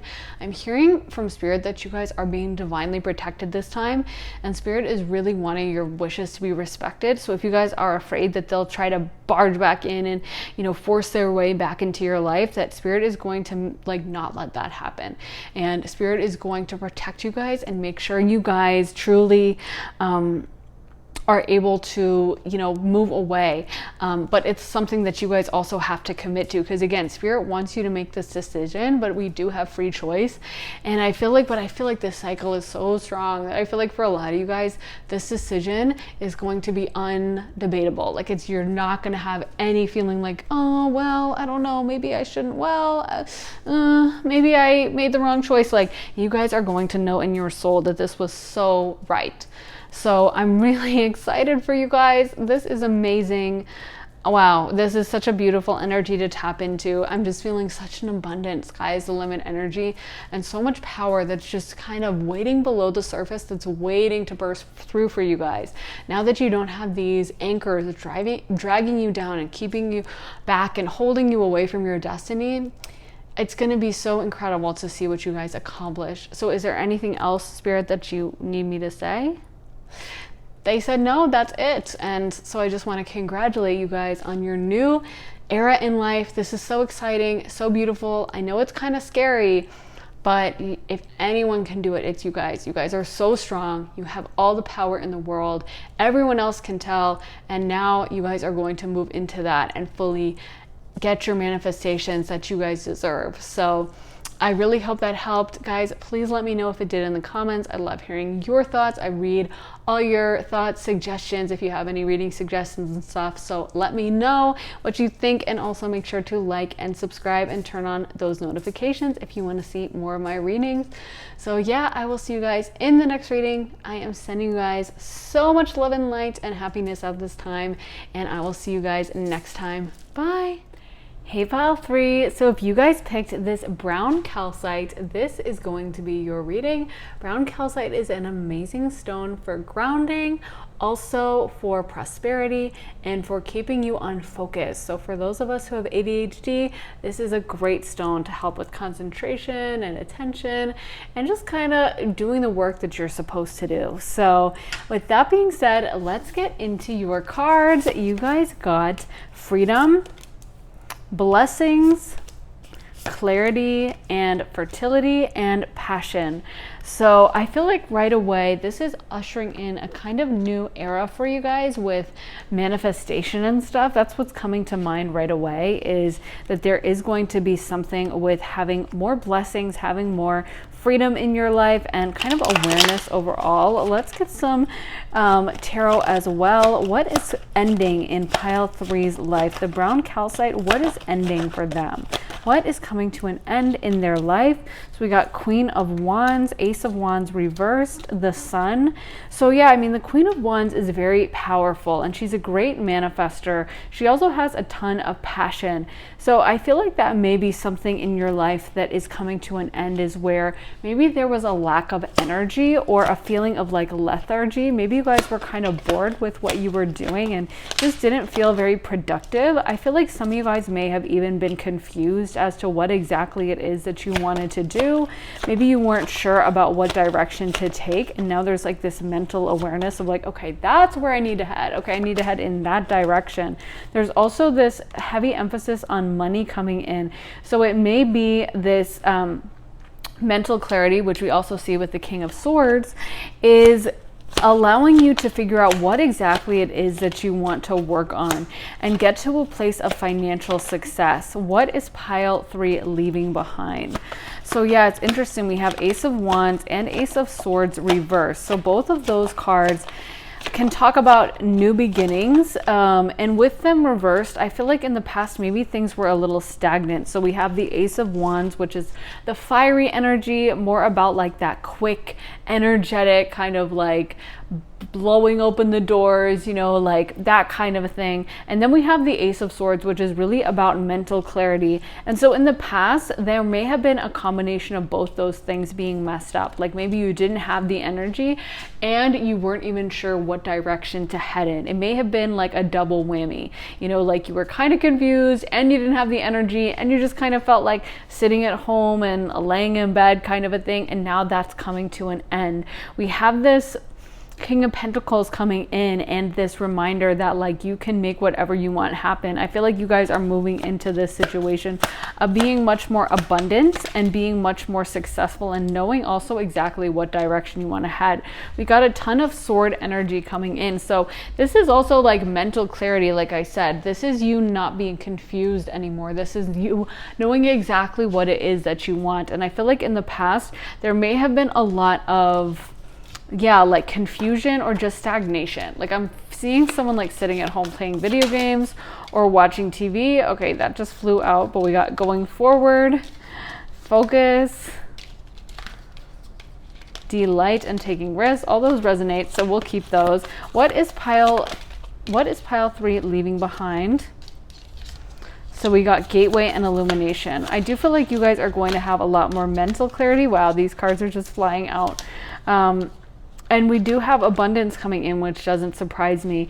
I feel like for a lot of you guys, this was a period of time when you were confused. It's like I'm seeing someone who feels trapped in a way. Some of you guys may have even struggled with depression or feeling like you aren't sure what direction to take. Like you didn't know which direction to go. You didn't know, you know, what you were supposed to do. And so I feel like that is going to start coming to an end. If you guys are still in that place where you're not quite sure, like maybe you read videos about or watch these videos and they talk about manifestation or talk about you getting abundance and you're like, but how? Like, what am I supposed to do? I don't know what, you know, where to start. Like that's the thing, is I would go in the direction if I knew, but I'm genuinely confused. And so it's like, I feel like that is going to start coming to an end where you guys are going to know exactly what it is that you guys are supposed to know. I feel like some of that stuff was hidden from you. Like spirit wasn't wanting you to know some of that stuff earlier for some reason. And now the mental clarity, like I feel like also what spirit is saying, a lot of you guys have been doing the work. So maybe some of you guys have been trying to manifest or trying to like work really hard on, you know, doing activities to figure out what it is that you want. Cause it's like, I always say to my friends who have trouble manifesting, or they'll be like, well, I'm just not happy with like what, you know, what exactly I'm doing or something. And it's like, yeah, because you manifested money, you know, which like you have money, but you're not happy with how you're getting it. You know what I mean? Because I feel like having that mental clarity of knowing where you're headed is so important. It's kind of like not telling spirit exactly what we want is like, if you just hired an interior decorator and you just said like, decorate my house however you want, you know, and I just want it to look good. And so if you just picked some random interior decorator and said that, they're going to design it in their style. You know, you have your style. Like for me, I, am a maximalist. I love lots of like knickknacks and like cute little items and like florals, and I love like all the stuff. I'm a Venus conjunct Jupiter second house, so I love all the cute items. For me, when everyone was doing that like Scandinavian minimalism trend, that just was so not my look. I just didn't like it, and I can respect it. I can understand it. It's just not how I choose to decorate my place, and I feel happy when I'm surrounded with lots of little things and have like florals and like really feminine stuff around me. So it's just to say that there's nothing wrong with either design style, but if I was to have hired some random interior designer and they did my house all in that Scandinavian like beige colored wood thing, or everything white, I would have been like, oh my God, I hate it, And it's not to say there's anything wrong with that. It's just to say that we have to know what it is we want, because the universe doesn't actually know. Like they're just like, okay, well, I'll just do this then. I'll just give you that. Like I'm talking to one of my friends who has a ton of money. She makes so much money, but she really hates her career. She hates her profession. She's not happy. She's really miserable. And the thing is that she worked on manifesting money, but she never said what kind of a career she wants to do. And I told her, like, you have to figure out what exactly it is that you want, not just be like, I'm open to anything, or just I want money, because the universe is like, okay, but you got it. You got money, but you're still not happy. So I feel like right now, this is about you guys getting that clarity about exactly what direction to head in. And I want to give you guys a kudos, because I feel like a lot of you guys have been working really hard on figuring out exactly what that is. So maybe some of you guys have been working on manifesting, or like, there's different guidebooks that will tell you exactly how to manifest well, exactly what kind of a thing to do, exactly how to make journals and other things. And I feel like a lot of you guys have been working on that and been kind of doing the work. And that's what Spirit is wanting to acknowledge, is that a lot of you guys have been genuinely putting in a lot of work and trying really hard to make things happen.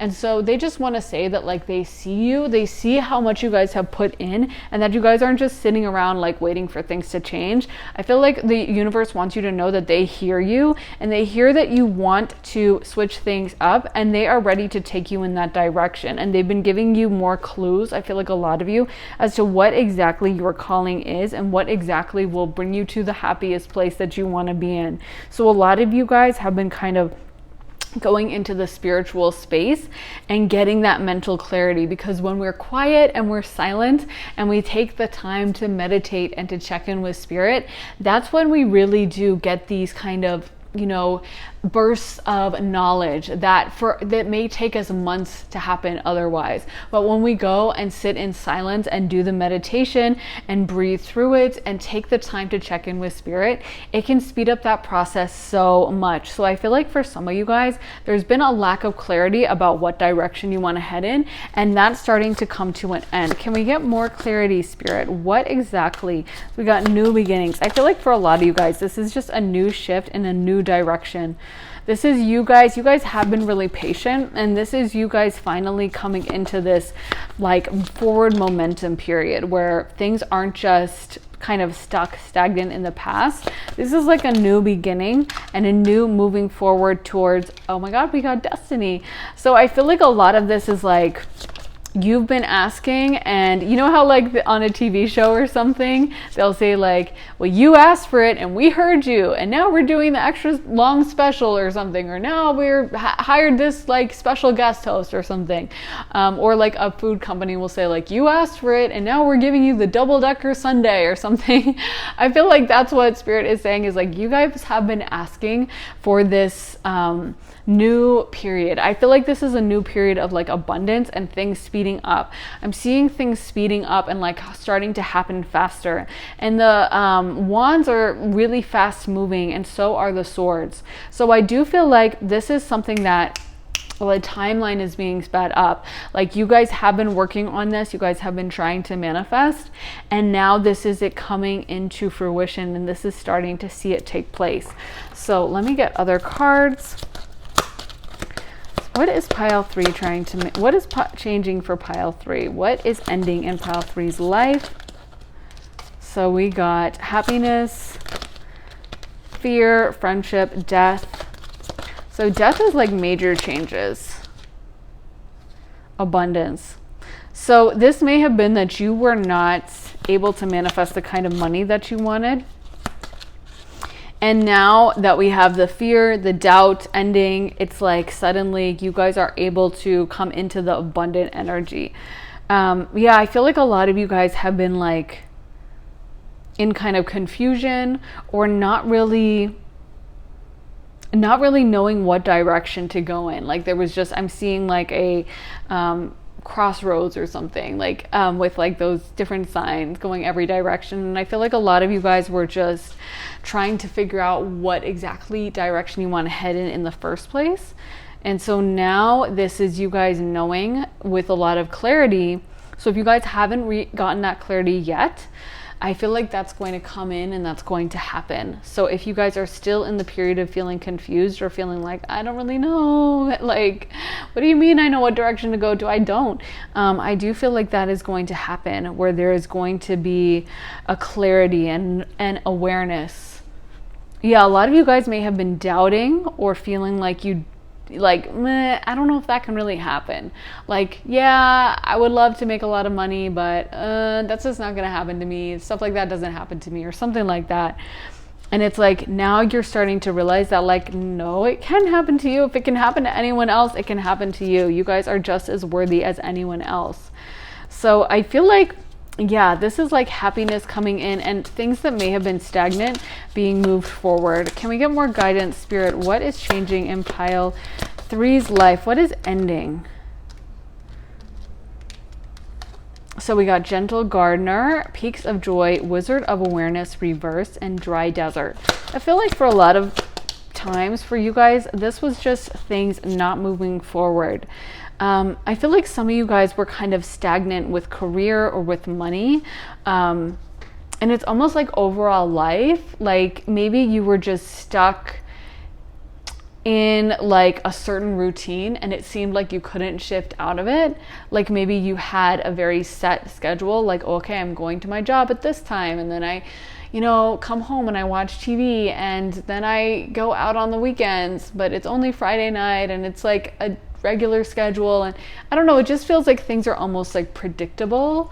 And I feel like that's going to come to an end, but in a good, positive way, because I feel like you guys are going to be a lot happier with this new schedule. The Gentle Gardener can talk about how like God or Spirit is watching over us, but doing it all very gently. So it may sometimes seem like nothing's happening or nothing's going on, but it is. It's just that like God isn't going to show up and like throw our life into a complete 180 in a day. Sometimes that does happen, but most of the time it's going to be those gradual changes that kind of take place one after the other. And then when they all kind of happen, then we can look back and be like, oh, that was that moment that shifted, or that was that moment that energy changed. So sometimes it can feel like, oh, this isn't really shifting, but it is. And I feel like for a long time, Spirit was aligning things for you guys.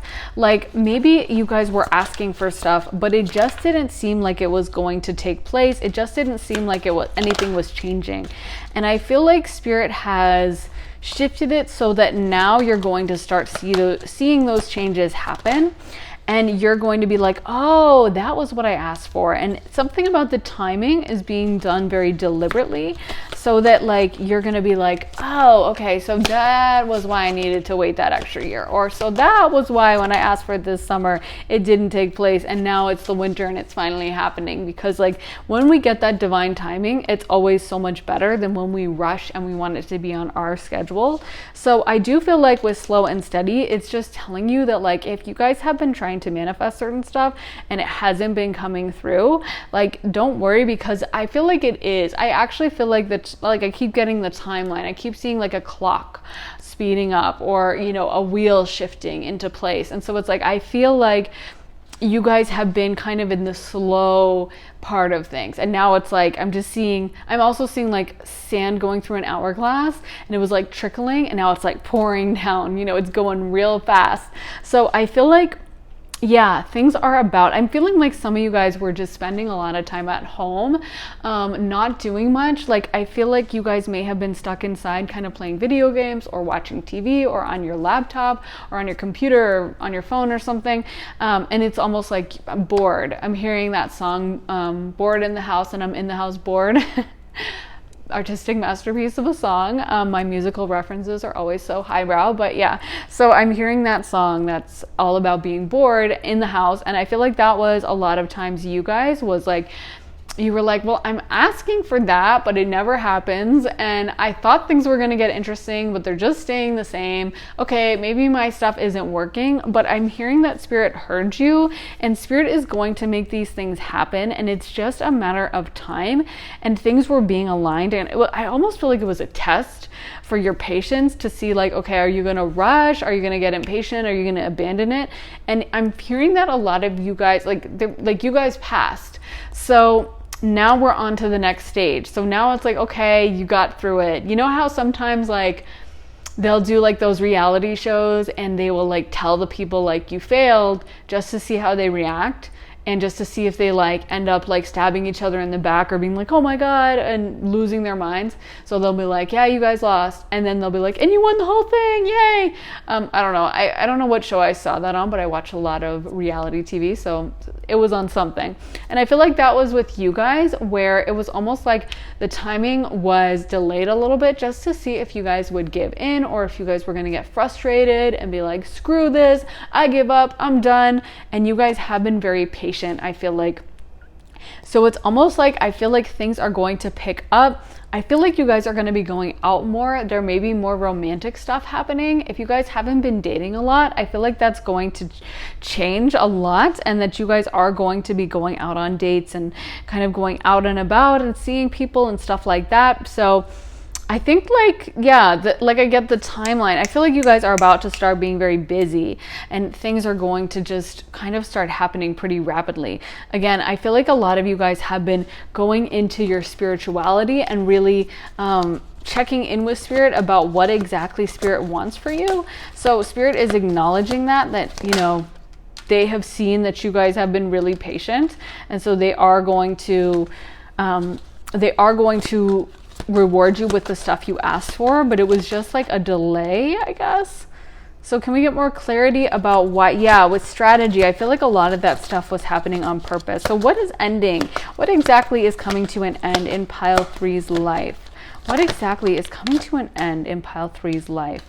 So yeah, I feel like a lot of you guys, you're going to be more busy. If your love life has been not working out and you guys have been like, I just can't find anyone, I can't do anything, like this is going to shift, and you guys I feel like a lot of you guys are going to be dating a lot and kind of going to be like busy or like popular person around town, like girl or guy around town, where, you know, you have like multiple people coming in to date you, multiple people who are interested in you. Like I have had times in my life where like nothing was going on, and then randomly, like 1 week later, suddenly it's like there's multiple situations happening. There's multiple, you know, guys who were like texting me, or, you know, multiple invitations to social events that like are on the same night. And it's like, what the heck? Because just a week ago I was just chilling at home eating popcorn and watching Netflix, and now suddenly I have like 5 different things going on. Like, how is this possible? But I feel like that is about to happen with you guys, where if you guys have been staying inside and just things have been boring, that's about to shift, and we're about to get really busy. With door to personal healing and happiness, I do feel like I said, this is like an overall glow up that really affects so many things in your life. Like it's not just career or love. I feel like it's everything. I feel like you guys are coming into this with so much more power and so much more strength than you had before, and it's almost like you guys are going to be feeling yourselves by the end of this. If sometimes you guys doubt yourselves or feel like, oh, I have nothing going on in my life, or I'm really boring, or like I'm just not that interesting, I feel like that's really going to shift, and you guys are going to see this kind of rapid development of things. Like maybe some of you guys have feel like you are boring, or like, you know, maybe people sit around like in your friend group or something and they swap like dating horror stories, and you're like, I haven't even been on a date, or I never really had a relationship. So like maybe you're embarrassed or self-conscious about that, or it's like, I haven't been on a date in like 3 years, or I haven't, you know, I haven't done XYZ with a person, and like I can't believe I've never done that. And so maybe some of you guys are like self-conscious about that, and I feel like you guys are about to have that switched up, and there is going to be this I feel like you're going to have people come to you from outside is what I'm getting. Like people are going to suddenly take notice of you. People are going to suddenly be interested in you in a way they never were before. And suddenly it's like you're the belle of the ball or something is what I'm getting. Like suddenly people who may have not noticed you before are going to be like, oh my God, who is that? Wait a minute.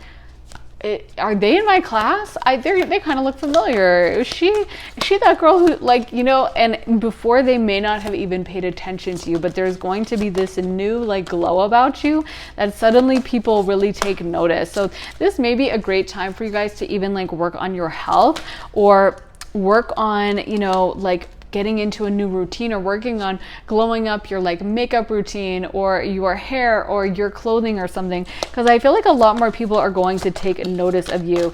And there was a period of just like stagnancy is what I'm getting, and I feel like that's going to end. I feel like now we're coming into like action. Like there's not even that much to talk about when it comes to what's ending, because I just feel like it was kind of a boring situation, to be honest.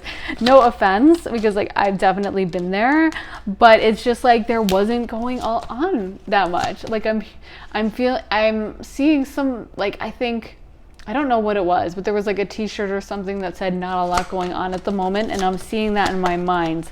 So I feel like there was just nothing happening for you guys, and now that's going to start shifting, and we're going to go into like, so we just got the Swan Queen and the Shadow Queen.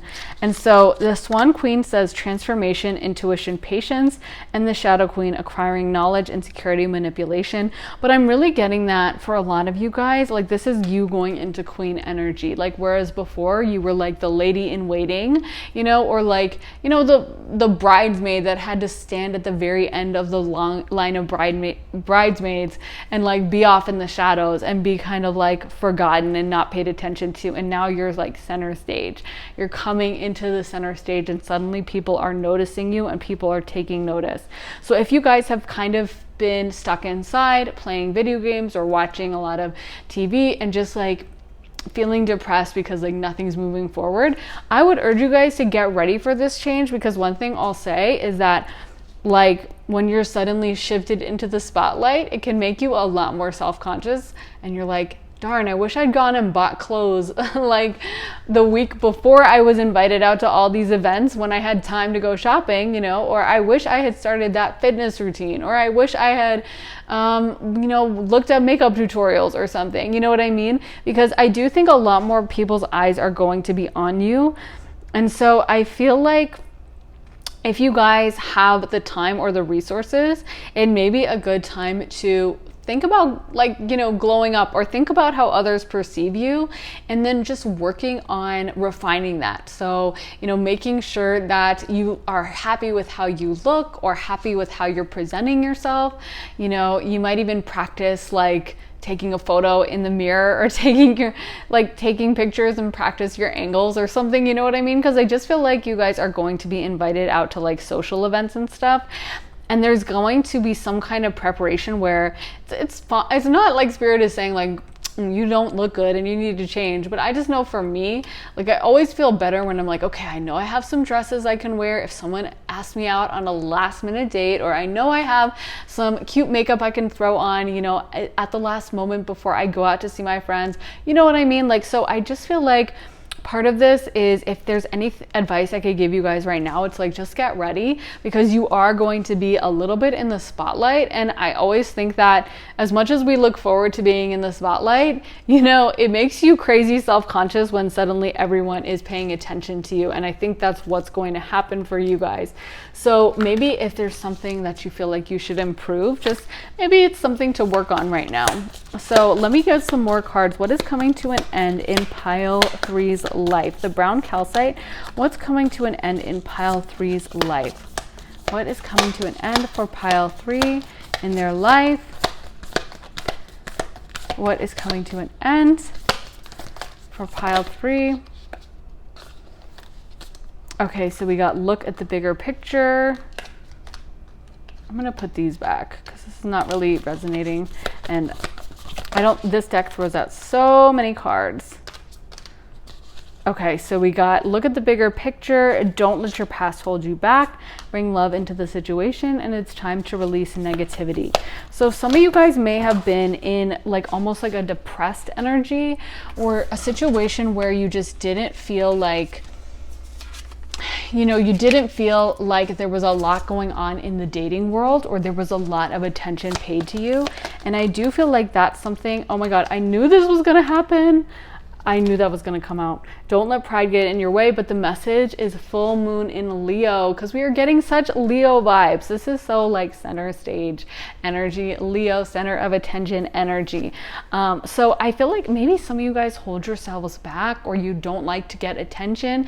Some of you guys may actually have negative associations with attention, which I recommend so much people work on, because I think we live in a culture that has such a nasty rhetoric around like attention, and they'll be like, oh, well, she took a selfie, so she must think very highly of herself, and she thinks she's the best, and she wants to be the center of attention. And it's like, and so what if she does? And so what if she thinks she looks good? And so what if she wants to take a selfie? I love selfies because you can see into someone's eyes, and I think you can see into their soul. So I love when someone takes like a really close-up selfie where you can see, you know, the sparkles in their eyes and the little flecks in their like iris or whatever. I just love those because you can truly see like the beautiful energy exuding from them. That's in my opinion. So I never understand why people get so upset about selfies, but I just feel like there's a lot of negative rhetoric around like people who want attention. And I think so many of us can internalize that and get this feeling of like, oh, I shouldn't be center stage, or I shouldn't try to get attention, or I should just let them go first. And it's almost like I feel like this is the time for you guys to step into the spotlight and to realize that you deserve it just as much as anyone else. Some of you guys may have those negative associations with it, and some of you guys may have had that implanted in you. Like you may have had a parent that said something like, oh, well, you always have to be so loud, or you always have to be the center of attention, don't you?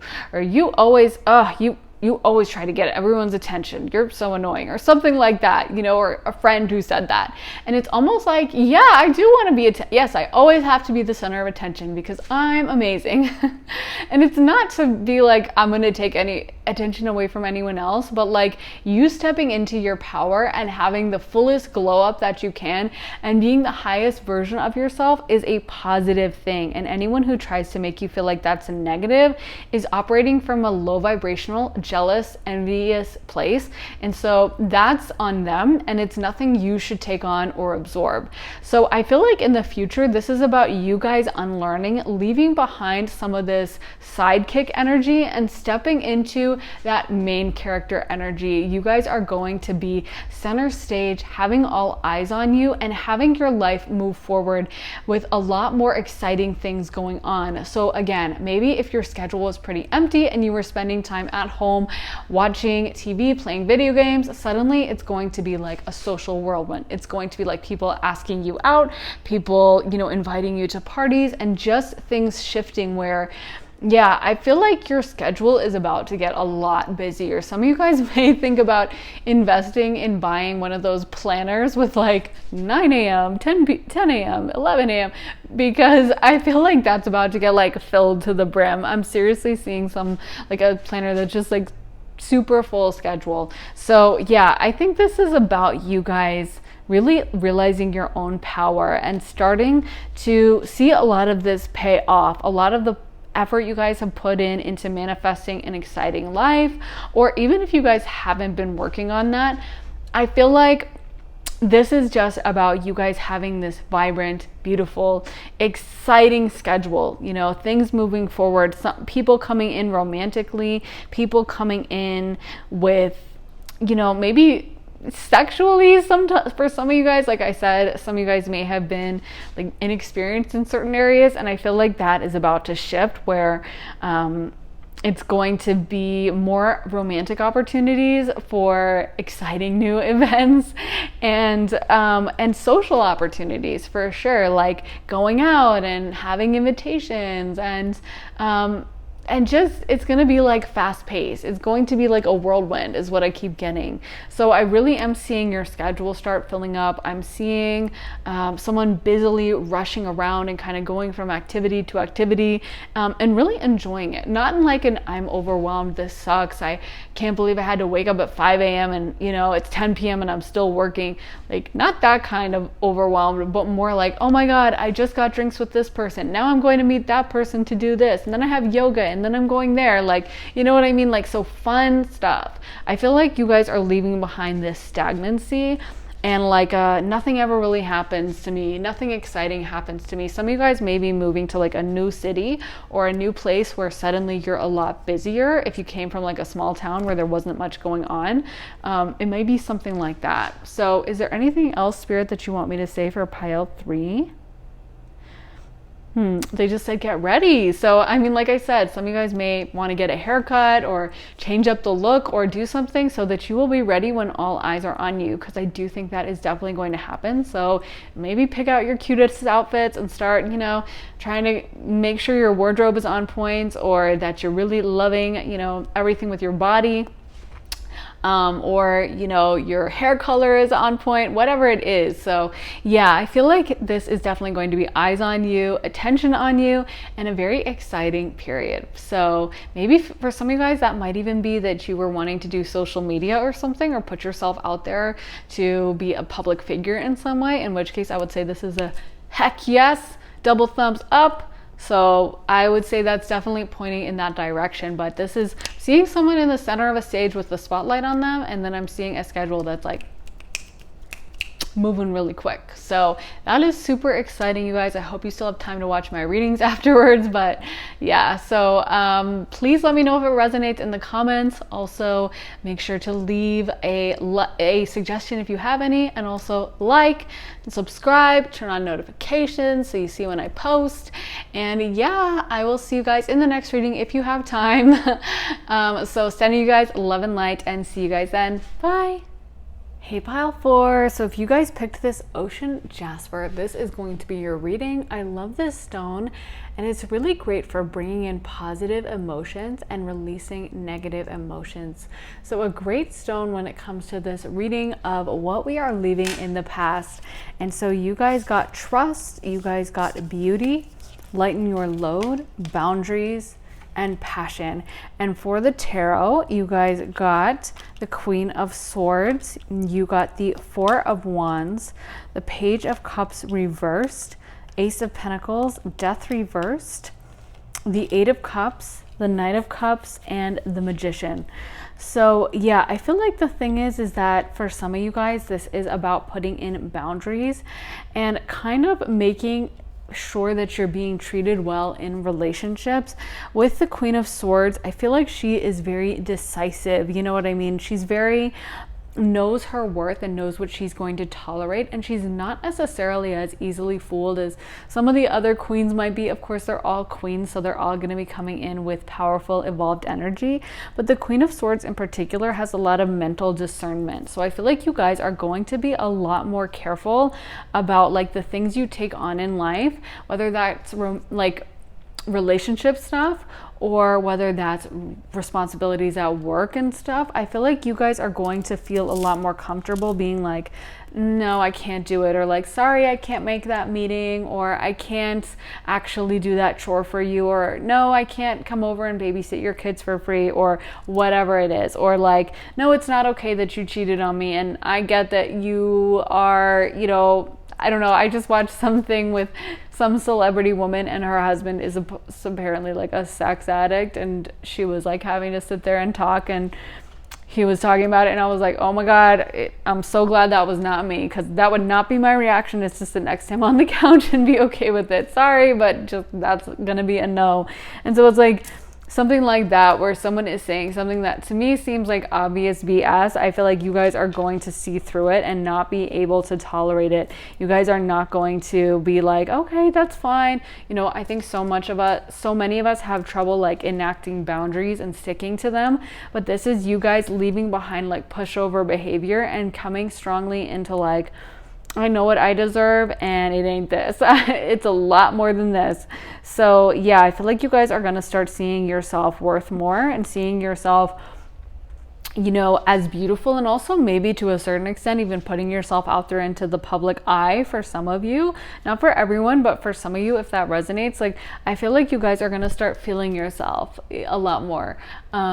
Yeah, I'm hearing that Beyonce like lyric where she's like, I'm feeling myself. Like I feel like you guys are going to start seeing your worth and start seeing how much you guys bring to the table. I'm honestly feeling like a lot of you guys are going to be almost like discovering your sexuality, or if you guys have been, you know, sometimes we tolerate these bad things in relationships because we're like, well, I couldn't demand that. Like, yeah, she gets that from like the relationship, but I could never ask for that. You know, I could never have someone treating me like that, or I could never get a guy that looks like that, or a girl that looks like that, you know. So we tolerate less than we deserve because we have this low opinion of ourselves and we're not aware of our worth. And I feel like this is about you guys being like, oh, I'm super cute, oh, I can get whatever I want, you know what I mean? And you guys in a positive way coming into like an awareness of how great you are, and an awareness of how much you guys deserve. So yeah, I feel like it's time to get rid of, you know, you guys giving away yourself. It's funny because we have the Page of Cups reversed and then we have the Knight of Cups upright. So this is like you guys saying goodbye to emotional immaturity and stepping into that next step where you're like, I know what I deserve, and I know that my emotions deserve to be honored, and I know that you're not acting right, so I'm out. So yeah, I feel like that is a really exciting new change. So what else is ending for pile 4, the Ocean Jasper? What is coming in, or what is ending, what is leaving, and what is coming in for pile 4? So we got Yang, exchanging gifts. Some of you guys may have been the type to like give gifts for people, or to kind of exchange your time for them. Like I feel like some of you guys don't have boundaries when it comes to like, no, I can't come over and clean your kitchen for you for free, or I can't like do that extra project at work just because you're struggling with it. Like some of you guys may be like over givers, where you just end up overextending yourself and not paying attention to your own boundaries because you guys are so focused on helping others. So I feel like a big part of this is you guys starting to really pay attention to what you want and your boundaries and your needs, and not just what other people are asking for you. Because it's like, this is a process of you guys realizing your self-worth.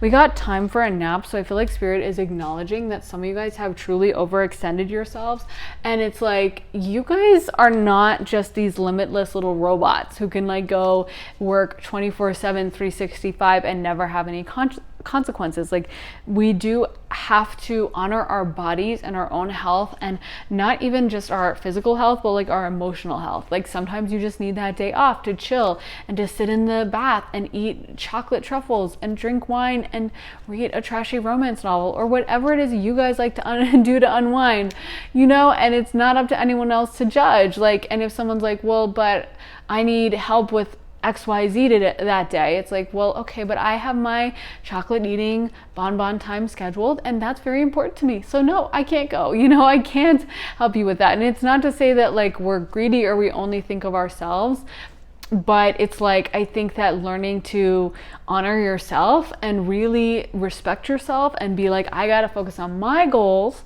It's not to say that I'm not gonna help anyone else, but also we can also be more helpful to the world when we're in a high vibrational state and when we're feeling really positive. So it's not to be like, oh, well, I have to be super selfish, but it's like, if I know this is going to totally drain me and take every inch of my energy, and at the end of it, I'm going to come out being like, ugh, and I'm going to be in a horrible mood for the rest of the day because I'm super exhausted, because now I spent 2 hours helping with someone with accounting when that was the last thing I wanted to do on a Saturday. And I know that it's going to like screw up my mood for the rest of the week, then I'm just going to say no. And I'm going to be like, hey, listen, I can't do the accounting, but like I'm making cupcakes and I made an extra few and I'll bring them to you on Monday. You know what I mean? So it's like, you can still be nice or whatever, but maybe learning to have those boundaries and learning how to say no to people and just to respect your own time and respect your own energy, and that also acknowledging that it's like finite, because I feel like for so many of us, like I tend to think that I have like I think in my mind, I think I have like 36 hours in a day, like with the amount of things I will schedule sometimes, or the amount of times that I'm like, sure, I'll go help you meal prep, or sure, I'll go do this for you, or okay, I'm going to do that, then this and that. And it's like, no, I don't have enough time. So part of my realization lately has been being like, okay, I have 24 hours in a day. I do have to sleep for 8. So I can't sleep for 4 and be functioning well. So that's 16 hours. And I know I'm ADHD and I wake up confused, because everyone with ADHD, I feel like we wake up and we're like, what did I have to do? Oh, wait, what? Like, so I know I'm going to need like at least a half hour to figure out what the heck's going on, and then I can get to work. But I cannot just schedule, 20 things for me to do, and 3 of those things are helping others when I have so much on my plate, you know what I mean? And 3 of those are really long tasks for other people. So it's all about being honest with yourself about, this is what I have on my plate, and I've got to honor myself. I feel like you guys are really sweet givers, but Spirit wants you guys to have a little bit of boundaries and honor yourself, as you guys are important too. You guys aren't just like some random, clown that like wandered on the stage and that isn't really important. You guys are center stage as well. You guys are like that prima ballerina. You guys aren't just like the little, dancing dog that they bring out and like isn't relevant. You know what I mean? So it's like, no offense to the dancing dog or anything like that. I love dogs, but I'm just saying you guys are center stage, and you guys should treat yourselves as such. And you shouldn't be willing to because sometimes also when you have this personality, you can have people in your life that really think of you as the dancing dog. You know what I mean? I have had friends that they're like friends that I don't even think they knew, my last name. I don't even think they knew the name of my boyfriend at the time. I don't think they if I would have told them, they would have played along and been like, But as soon as the conversation lapsed, it was back to them. And they were mostly focused on themselves. And if I would be like, hey, can you tell me X very important information about me, they probably didn't know a thing, because they just didn't care that much. You know what I mean? So it's like sometimes you can have these people that are so self-focused that they wouldn't even notice if you left their life or you came back in, or you know what I mean? They really think of you as being not as important as them. They think of themselves as like the main character, and you are like one of those non-playable characters in like The Sims that like as soon as they wander off stage, they disappear. There are lots of people like that like are so focused on themselves that they can't see anyone else's existence. And the problem is when we tolerate that behavior is that we absorb it and we're kind of like agreeing with it. So many of things like in the spiritual world are about, we make these secret agreements without realizing. And when someone treats you like garbage and you just are like, well, okay, the universe is like, oh, okay, so they want to be treated like garbage. Okay, well, I can do that. That's easy, So they bring more people in who treat you like garbage, or they bring in a boss who treats you like garbage, or they bring in, a living situation where you get treated like garbage, or where you're constantly overextended, constantly helping, constantly doing chores for someone else, and you're not working on your life. So this is all about you guys being like, no, it's time for me to say no, and it's time for me to put my foot down, and it's time for me to focus on myself. Because I'm also feeling like a lot of you guys are overly tired and just running out of time, and it's like you're running around hurried and stressed and kind of wondering like, why don't I ever have time to do stuff? Why don't I ever have time to work out or to read a book or to, chill? And it's like, well, that's why, because you guys are not setting up the boundaries in the appropriate way. Or it's even if you're like, well, I have some free time. I feel like this is something in relationships where you guys are like hiding your own light to let other people shine. Some of you guys may have a feeling like, well, I don't want to shine too much, or it's almost like you guys are hiding yourself to make people feel better about you. Like maybe some of you guys have insecurity with like, I don't want to take up too much attention. I don't want to be center stage. I don't want to be like grabbing attention. I don't want to be an attention desperate person, But I feel like it's like, if you have to mute yourself or to turn down the volume on yourself to make other people feel comfortable, then they're not your friends and they're not the best person for you, and you should never change yourself for them. Like I was talking about that with group 3, about how so many of us can have negative associations with being the center of attention. Like sometimes when you're young, your parents might say something to you about like, well, why do you always have to be the center of attention? Or maybe you had a friend that made you feel that way. Or maybe you had a, situation where when you were younger, like your friend had a crush on someone, but that person they had a crush on actually liked you. And then your friend got mad at you and was like, why do you have to steal his attention or something? And anyway, then you take that on of like, oh my God, there's something wrong with me. I should never take that.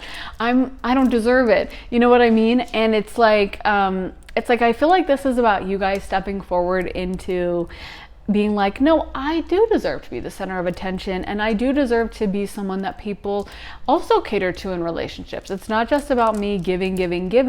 It's about the other people giving to me. Like, what would that be like? To have a relationship and a friendship where someone actually is looking out for me, and it's not just me doing all the work. So yeah, I feel like for you guys, this is about you guys just starting to pay attention to what you like. I feel like some of you guys don't even know what it is you like you barely even know what, like if you're out at a restaurant and the person's like, should we get guacamole for the table? You might like hate guacamole, but you're gonna be like, oh yeah, that's fine. Or if someone's like, well, let's get a bottle of white wine. You might hate white wine, but you're like, yeah, let's do it. You know what I mean? So it's like some of you guys aren't even fully in touch with like, I love that. I want that. No, I like it that way. Well, I prefer that, I'm a Venus conjunct Jupiter in the 2nd house. I always say that, but it comes up a lot.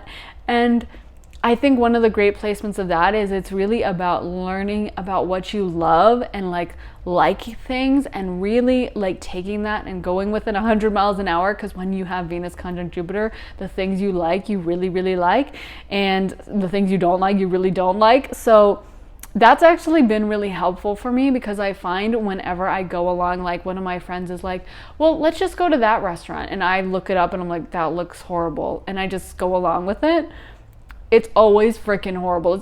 I'm never like, oh, it's actually amazing. I'm always like, this is a disaster. And when I'm like, no, let's just go to this place. I know it's really good. I've already eaten there because I'm picky.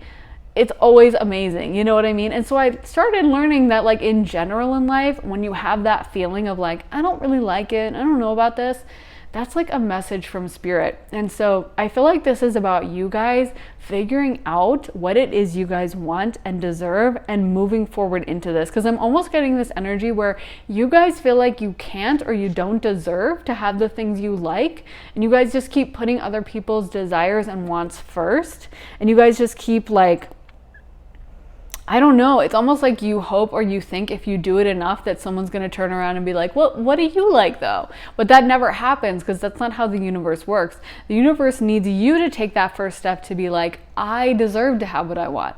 No, I'm not the second player in this story. I'm not like the supporting actress. I'm the star. And if I don't want it, then I'm not going to do it, So I feel like this is about you guys really. It's almost like you're gonna need some courage and some bravery to start being honest with yourself about what it is you like and about what it is you deserve, and that it's not this, because some of you guys have been putting up with a lot of bad behavior. It's almost like some of you guys may be codependent, or you're afraid that you're gonna be abandoned if you don't go along with it. So some of you guys have just been very like, you'll just tolerate whatever. And I feel like Spirit wants you to step into your own power and start paying attention to what makes you feel good. Isn't that a concept? Not what someone else wants, but about what you want, and about what makes you feel happy and what makes you feel fulfilled. Yeah, with heart chakra, like this is about you guys also like just, I feel like some of you guys, you don't even know what you want. You don't even know that like, no, I don't want to order the wonton soup. I want to get the lo mein. But you don't even know that. You're just like so confused because you just tend to go along with whatever is happening, you know? And so this is about you guys, like, I feel like learning to put your foot down and starting to leave behind this cycle of codependency, of going along with others, and to step into your true power and to step into feeling like you have the right to demand things and feeling like you have the right to have preferences and to have desires and to have likes and dislikes. Because I feel like you guys, it's almost like a timid energy. Like, I'm afraid to say what I want. I'm afraid if I say what I want, that people will be like, oh, she's so demanding. Oh my God, he's so entitled. I can't believe that. So you're just kind of appeasing people. You're not really actually paying attention to what your heart is saying. You're trying to make other people happy, and it's never gonna work. We have to focus on ourselves. God didn't put any of us on this earth to be a supporting character for someone else, okay? We're all the star in our own stories. So if you guys are having this energy of like, well, I'm supposed to support this person or put this person first, no, you have to focus on yourself, and it's actually very low vibrational to do that. So yeah, I feel like a lot of you guys, this is about stepping forward and realizing how much you guys deserve. For some of you guys, this is in like romantic relationships. Some of you guys may have that kind of relationship where like you do everything. You do all the chores, or you guys do all the kind of housework or childcare or something. And the person that you're with doesn't do that. Or it's almost like, yeah, or maybe it's not romantic and it's friends or something. But I feel like this is also like, I feel like this is dishonest a little bit on your part. Like, this is about you guys just constantly going along to get along, kind of, and not telling people the truth about what it is that you really like. And I think that Spirit really wants you guys to figure out what you want first, and then be willing and brave enough to voice it to other people. So let me get more cards. What is pile 4 ending? What is ending in pile 4's life? What is ending in pile 4's life? What is ending in pile 4's life? So we got love. So yeah, for some of you guys, this is about romantic situations. Some of you guys, this may even be like a no contact situation, but you keep waiting around for this person because you put them first, kind of, and it's like you're like, they may have acted badly, but you're still like, well, they might come back, and I don't know, you know, kind of a thing. Instead of you guys being like, hey, I deserve to be treated like an absolute queen or an absolute king, and this person wasn't it, and so it's time for me to move on and manifest someone new. It's almost like because you guys keep tolerating this bad stuff from other relationships, that you can't manifest the kind of life and the kind of relationships that you guys so deserve. Because I feel like a lot of you guys, you're craving this deep connection, this deep intimacy, this beautiful like oneness with a person, but it can't come in and it can't happen because you're stuck and you're occupying yourself with one-sided relationships where you're never treated with the dignity and grace that you deserve. So it's like there's no room in your life. It's kind of like you have this big, beautiful designer walk-in closet, like beautiful like oak shelves or something. I don't know if you can make shelves out of oak, but you know, whatever, mahogany or something, and like beautiful giant mirror and just gorgeous. And you guys filled it up with like old trashy, like ripped, dirty clothes that are from like 1975, but they're not cute vintage. They're just like old ratty, threadbare clothes. And you guys are wondering like, why can't I fit in any new clothes? Why aren't new clothes coming in? And it's like, because your closet is totally filled with this old ratty stuff that looks like you got it off the side of a highway. And like, you know, you need to go dump those, take them to Goodwill, or just throw them in the trash at this point, because like they're not even good enough for Goodwill, and you know, move on and find some new cute stuff and go to like a really nice department store and buy new stuff. But you guys keep filling your closet with these old ratty people that are just taking from you and not returning it. So this is about, I think, you guys stepping into your full empowerment. And with karma, like I feel like some of this may be karmic relationships from past lives, or you guys may have like an 11th house north node or something where you guys are supposed to learn, or a 7th house north node or a 5th house where there's something about relationships that you guys are supposed to learn, and about, or 4th house, it could be north node, about you guys managing relationships and you guys having a self-worth. It could also be a 1st house north node, because it could be about you guys learning to really focus on yourselves and not put other people first. And maybe that's something you did in past lifetimes, is like, instead of focusing on you and what you want, you focused on a partner, you focused on a friend, you focused on your children or your parents or whatever. And this is all about like clearing that out and returning to yourself and getting in touch with yourself. I feel like some of you guys genuinely need to spend like time just checking in with yourself. At the beginning, I made that metaphor of being in the bath eating chocolates, but honestly, that may be really good and really important for you guys, is like just spending that time alone by yourself, where you're not surrounded by other people who are asking things of you. Like, I feel like a lot of you guys aren't even in touch with yourself in any kind of way, in any way. Like, you guys are very much other focused. You're focused on the outside world. You're focused on the people in your life. You're focused on your relationships. But while that's important, there are 12 sectors of an astrology chart, and they're all equally important. And the first house is actually probably the most important. Whenever there's a major transit in my first house, I'm on high alert. I'm like, oh my God, because that is going to affect your whole life. And that's really the house of the self. So really, our relationship with ourself is so hugely important. It's also the foundation that is the start of the zodiac. And so you can't get to the good relationships or anything else until we master that first house. And so I feel like this is about you guys starting to have this better relationship with yourselves and not caring as much about what other people think or what other people have to say about you. This is about you guys really realizing that you guys are the star of your own story and no one else's. Ghostlands. Oh my God, this is hitting so deep for me. I feel like in a way, it's like these people in your life are almost like ghosts. Like, some of these relationships are kind of over and you don't even realize it because you've been trying to keep it. It's almost like I'm seeing someone in like a haunted house and they're surrounded. Okay, and these cards came out. Unexpected visitors, into the unknown, rescue. It's almost like I'm seeing someone in a haunted house and they're surrounded by ghosts, but they don't realize it. And they think they're all alive and they keep talking to them and being like, hey, can you bring me the eggs? Or like, what did you want in your omelet? Or like, what are you doing on Sunday? And the ghost is just staring at them like, huh? Because the ghost is like, don't you realize I'm dead? And it's almost like some of these relationships, the people stopped putting in any effort a long time ago. And these relationships are actually dead. And you know it deep down, but you keep hoping that like, I'm just going to put in a little bit more work. It's almost like you're trying to give life support to these relationships, but like, they're done. There is no hope for them. And it's totally one-sided. It's totally you putting in the work and them just taking.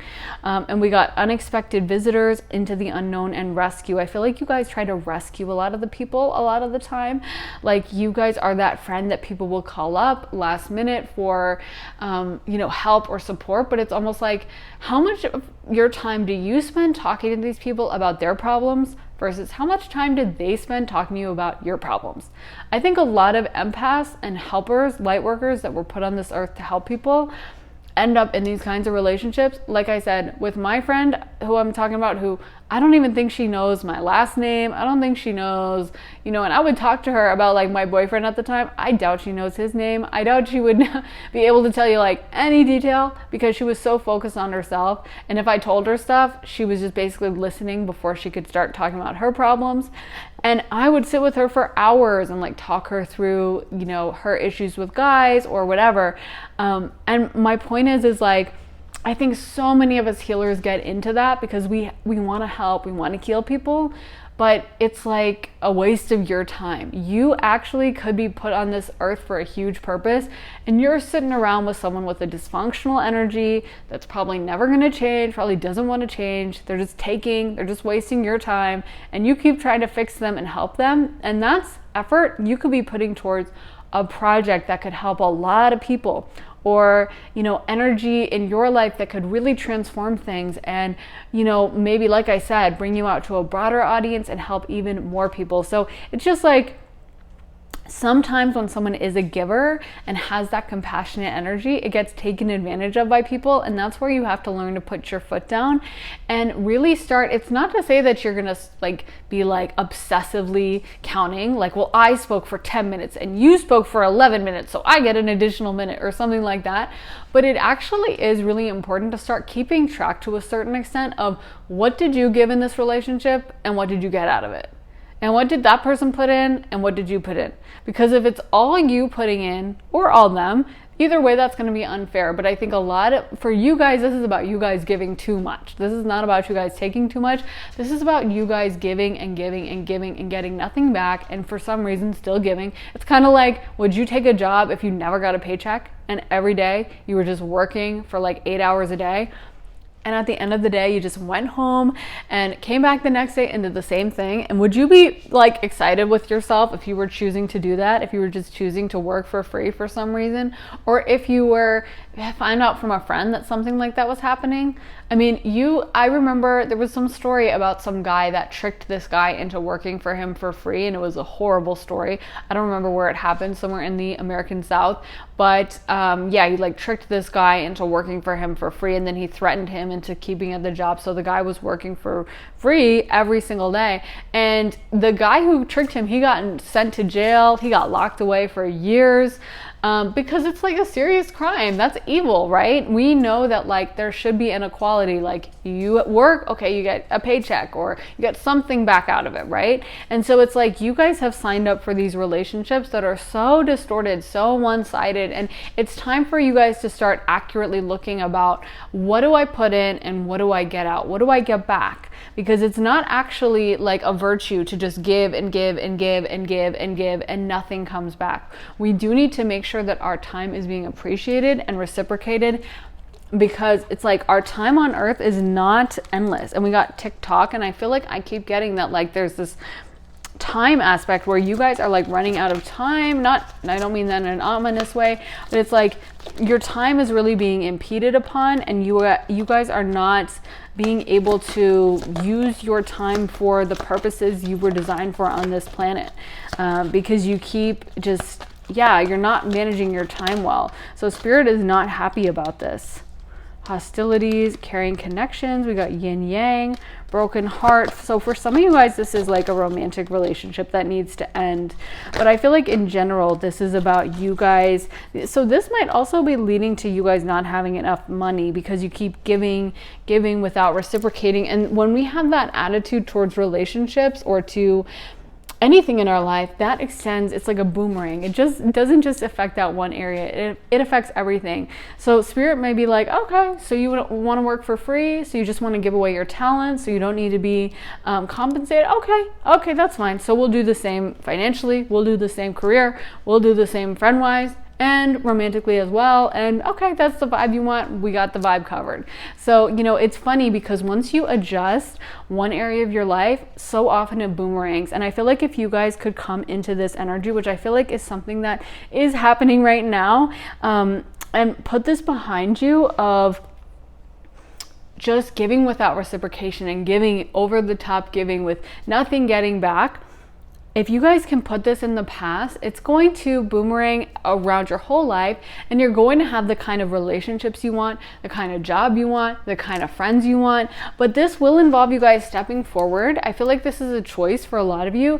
This reading is about what is ending in your life. But for you guys in particular, this is the first pile. I feel that it is a choice. So I feel for those of you who are just continuing this is not going to shift in your life. But I think you could shift it so easily. But this is about you guys stepping forward and saying no more. I'm not going to tolerate it. And learning to put your foot down, and learning that, your friend that always calls you last minute for help, you got to say no. Or your friend that always, maybe they don't ask for direct help, but it's you show up and they always want to talk about their problems and their ex, and they go on and on and on, and they never even ask you about anything. And it just feels very lopsided. So for those relationships, this is about you stepping forward and being like, I deserve better. And so maybe that friend that always calls you and you know they're just going to vent for 3 hours and they're never going to ask you about yourself, and if you bring yourself up, they're going to kind of change the topic quickly. This might be about saying like, no, sorry, I can't meet up, and starting to create those boundaries. And when you do that, you send such a powerful message to the universe that I know I deserve better and I'm ready for the new stuff to come in. And I feel like that would have this huge effect for the rest of your life. But I feel like a lot of you guys are scared that if you do that, those relationships will fall. But like, please, that would be the best thing ever. Let them fall, because someone who is going to cut you out of their life for this is someone who so does not have your best interests at heart. And so this is really about you guys being willing to kind of take that energy and being willing to, take the conflict. If the conflict comes in, let it come in, because then it's supposed to happen. So let's get some more cards for pile 4. What is ending in their life? What is ending in their life? So we got success, blame, oh, and that's reversed, worry, and balance. So I feel like with blame reversed, they want you to stop blaming yourself or letting yourself feel guilty because you didn't like bend over backwards for someone. Some of you guys really have issues with blame, with guilt, with taking on the world and not advocating for yourself. It's almost like you're throwing yourself under the bus to appease these people. And that is just so wrong. I can't say it. I've said it so many times, but it's just actually not high vibrational to not advocate for yourself. Spirit put us on this planet to look after ourselves. So it's actually not this noble thing to, continuously put others in front of us. So I feel like you guys are supposed to leave this kind of worrying, timid energy behind. And if people get mad at you, or if the relationship ends because you weren't willing to bend over backwards, then it was never a friendship to begin with, and you're so much better off leaving. It's kind of like with that metaphor I said of if you were working a job for free and you were putting in 8 hours every day, but you never got paid. You wouldn't be worried about getting fired. You wouldn't be like losing sleep about like, oh God, I might get fired. I'll never be at this job again, because there's no paycheck anyway. So who cares? There's no benefit. So like, yeah, if you got fired, that's a huge blessing. You should be thrilled. You should be doing a jig and dancing up and down and doing that, bath with the chocolates, like I mentioned, which sounds really cool, but I don't have a bath in my apartment. But for those of you who do, maybe you could make that happen. But yeah, this is about you guys coming into like celebratory energy, realizing that you guys do deserve to have the best and not tolerating this BS anymore. And then I feel like when you do, if the money has been an issue, we are going to come into success. This is about you guys being able to be balanced and not giving. This is about balance in relationships, fairness. Libra is the sign that is concerned, one, with relationships, and the other thing they're concerned with is balance and fairness. And that's not a coincidence. It's because that is a crucial part of relationships, is figuring out that balance so that it's not one person just doing everything and the other taking. So we got work through your fears, new moon in Scorpio. Any other messages for pile 4 about what they're leaving behind? Full moon in Cancer. Yep, that would make sense if some of you guys may be Cancers, because I feel like you guys are just such like caretaker mother energy. Okay, and final cards, balance, spirituality, and practicality, full moon in Pisces, and adjustments are required, third quarter moon. Oh, and we got one hiding. Confidence is your key to success. Yes, this is coming into Leo energy. And we also had Pisces, which would also, and we got Scorpio. So you guys may just be water signs or have heavy water energy. And it makes a lot of sense, especially Pisces and Cancer are really big givers of the zodiac, very like overly kind of empathetic. And so that's something to work on if you guys are water signs, is not taking on everyone else's problems, but you could have any sign, but this is just the energy. And Leo is such a great example of people that really know their worth and really own that, like, I am special, I do deserve the best, I really am a star. And so I feel this is about you guys adjusting yourself so that you come into the energy of someone who really knows that they are special and isn't going to tolerate third third class, second class treatment. So this is about you guys stepping into your highest self and also working through your fears, because I think a lot of people have a lot of fears that if they say no, if they don't bend over backwards, that people won't like them. And if that's the case, then that's the case, and be glad and grateful to the universe for taking the trash out, and be happy with yourself that you chose to make that decision. And then once you do, you can have more people, better people enter your life. But this energy of tolerating bad behavior, tolerating horrible treatment, and you being like the afterthought, it needs to go. You guys need to make yourself the center star of your life and step into the energy of someone who is confident and knows how special they are. So yeah, is there anything else for pile 4?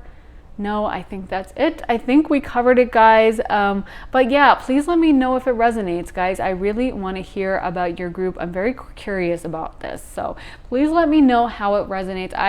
This card definitely resonates with me. So I definitely did this in my past, and it's something I had to work through. So I totally get it. And I would love to hear your guys' perspective, because I was definitely here at a different time in my life, and so glad I made these changes. And it's really one of the best things I ever did.